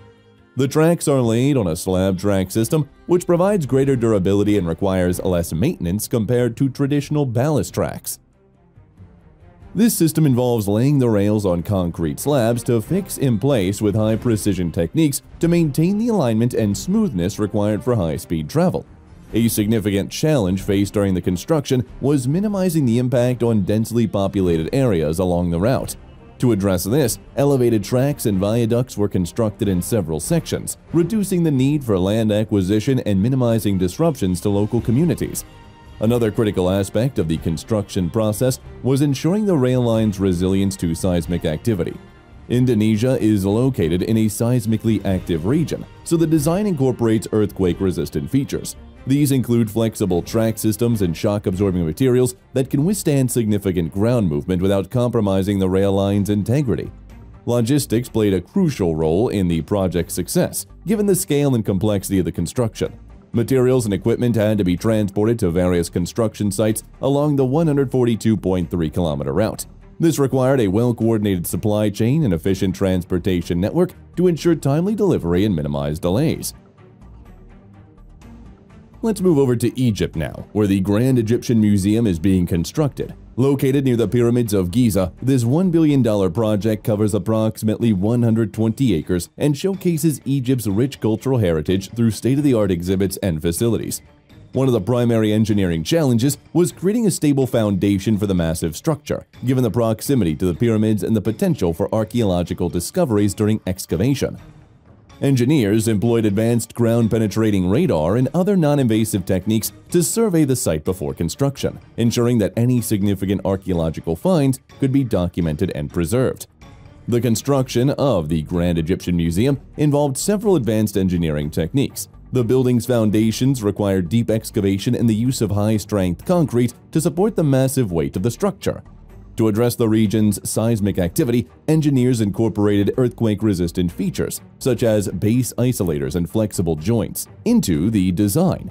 These features help absorb and dissipate seismic energy, protecting the structure from potential damage during an earthquake. One of the most striking features of the museum is the massive 82-ton statue of Ramses II, which stands in the entrance atrium.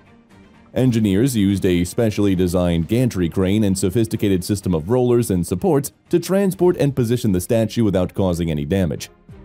The sheer size of the project required the coordination of thousands of workers and the management of vast amounts of materials. Engineers employ advanced project management software to monitor progress, allocate resources, and address any issue that arose during construction. Next up, we travel over to the country of Nigeria to talk about the Third Mainland Bridge. Originally opened in 1990, the Third Mainland Bridge spans 11.8 kilometers and is the longest of 3 bridges connecting Lagos Island to the mainland.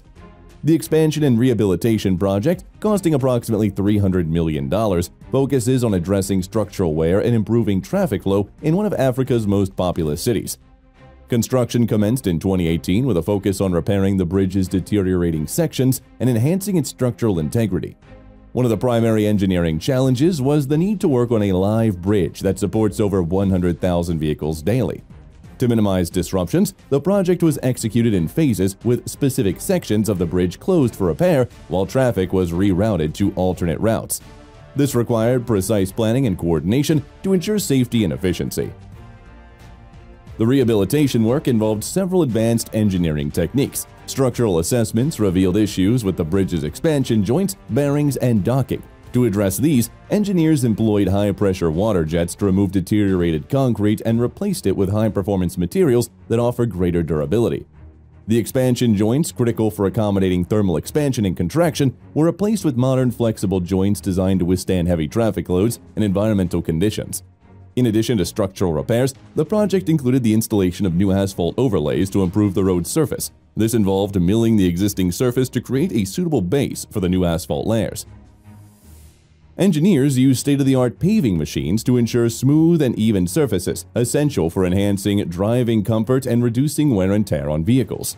One of the innovative solutions employed in the project was the use of underwater drones to inspect and repair the bridge's underwater supports. These drones, equipped with high-definition cameras and sonar technology, provided detailed images and data on the condition of the submerged structures. The successful completion of the Third Mainland Bridge expansion is expected to significantly improve traffic flow and safety in Lagos, reducing congestion and travel times for commuters. But what about the International Thermonuclear Experimental Reactor project located in France? Located in Saint-Paul-les-Durance, this international project involves 35 countries and has an estimated cost of around $25 billion. Construction of the project began in 2010, with the project entering the assembly phase in 2020. The reactor is designed to produce 500 megawatts of fusion power from an input of just 50 megawatts, achieving a 10-fold energy gain, which would be groundbreaking of a milestone in fusion technology. The primary construction challenge is the sheer scale and complexity of the reactor components, many of which are being manufactured and assembled for the first time. The core of the project is the tokamak, a donut-shaped vacuum chamber where the fusion reaction occurs. The tokamak must withstand extreme conditions, including temperatures up to 150 million degrees Celsius, 10 times hotter than the core of the Sun. This requires using superconducting magnets to create powerful magnetic fields that confine the hot plasma within the chamber, preventing it from contacting the walls. The construction of these superconducting magnets is a major engineering feat. Each magnet, known as a toroidal field coil, weighs around 360 tons and comprises several kilometers of superconducting cable. These cables are made from a special alloy that becomes superconducting at very low temperatures, maintained by cooling systems using liquid helium. The project also involves constructing numerous supporting facilities, including cryogenic plants, cooling towers, and electrical substations. These facilities are essential for maintaining the reactor's operation and ensuring the safety and stability of the fusion process. One of the key innovations in the project is the use of remote handling systems for maintenance and repairs. Given the extreme conditions inside the tokamak, human access is impossible, necessitating the development of robotic systems capable of performing complex tasks with high precision. These systems are designed to operate in the harsh environment of the reactor, handling radioactive materials and high temperatures. Let's travel over to Australia for the WestConnex project. This $16.8 billion development involves the construction of 33 kilometers of new and upgraded motorways, including tunnels, interchanges, and expressways. One of the significant engineering challenges in the WestConnex project is constructing the extensive tunnel network. The tunnels are built using tunnel boring machines, which can simultaneously excavate and line the tunnels with concrete segments. This method ensures a smooth and efficient construction process, minimizing disruption to the surface environment.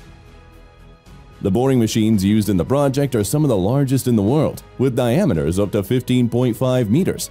Another innovative aspect of the WestConnex project is using smart technology to manage traffic flow and improve safety. The motorways are equipped with an intelligent transport system that includes real-time traffic monitoring, electronic signage, and automated incident detection. This system helps manage congestion and ensures a swift response to any incident, enhancing the overall efficiency of the road network. Measures have been taken to minimize the environmental impact of the construction and operation of the motorways. This includes using low-emission construction equipment, implementing noise barriers, and green walls to reduce noise pollution. One of the key benefits of the WestConnex project is a significant reduction in travel times for commuters. By providing new and upgraded motorways, the project aims to alleviate congestion for some of Sydney's busiest roads, making it easier and faster for people to travel across the city. Let's investigate the Bogotá Metro project next, which is located in Colombia. The first line of this metro development, costing approximately $4.3 billion, will stretch over 24 kilometers and include 16 stations, serving millions of residents in Bogotá. Construction of the Bogotá Metro began in 2020, with the project expected to be completed by 2028. One of the primary challenges of this project is the dense urban environment in which it began to be constructed. To minimize disruptions to the city, much of the metro line is being built underground, requiring extensive tunneling and excavation work. The use of tunnel boring machines is essential for this task, as they can efficiently and safely excavate the tunnels while minimizing surface disruptions. The metro line is designed to accommodate high-capacity trains that can transport up to 72,000 passengers per hour. One of the innovative aspects of the Metro project is the integration of advanced signaling and control systems. The Metro will use a communication-based train control system, which allows for real-time monitoring and control of train movements. The construction of the Metro also involves significant coordination with existing infrastructure and utilities. Engineers must carefully plan and execute the tunneling and excavation work to avoid disrupting critical services such as water, electricity, and telecommunications. This requires detailed mapping and analysis of the underground environment, as well as the use of advanced construction techniques to ensure the stability and integrity of the surrounding infrastructure. The Bogotá Metro is expected to have a transformative impact on the city's transportation system. By providing a reliable and efficient alternative to road transport, the Metro will help reduce traffic congestion and travel times for commuters.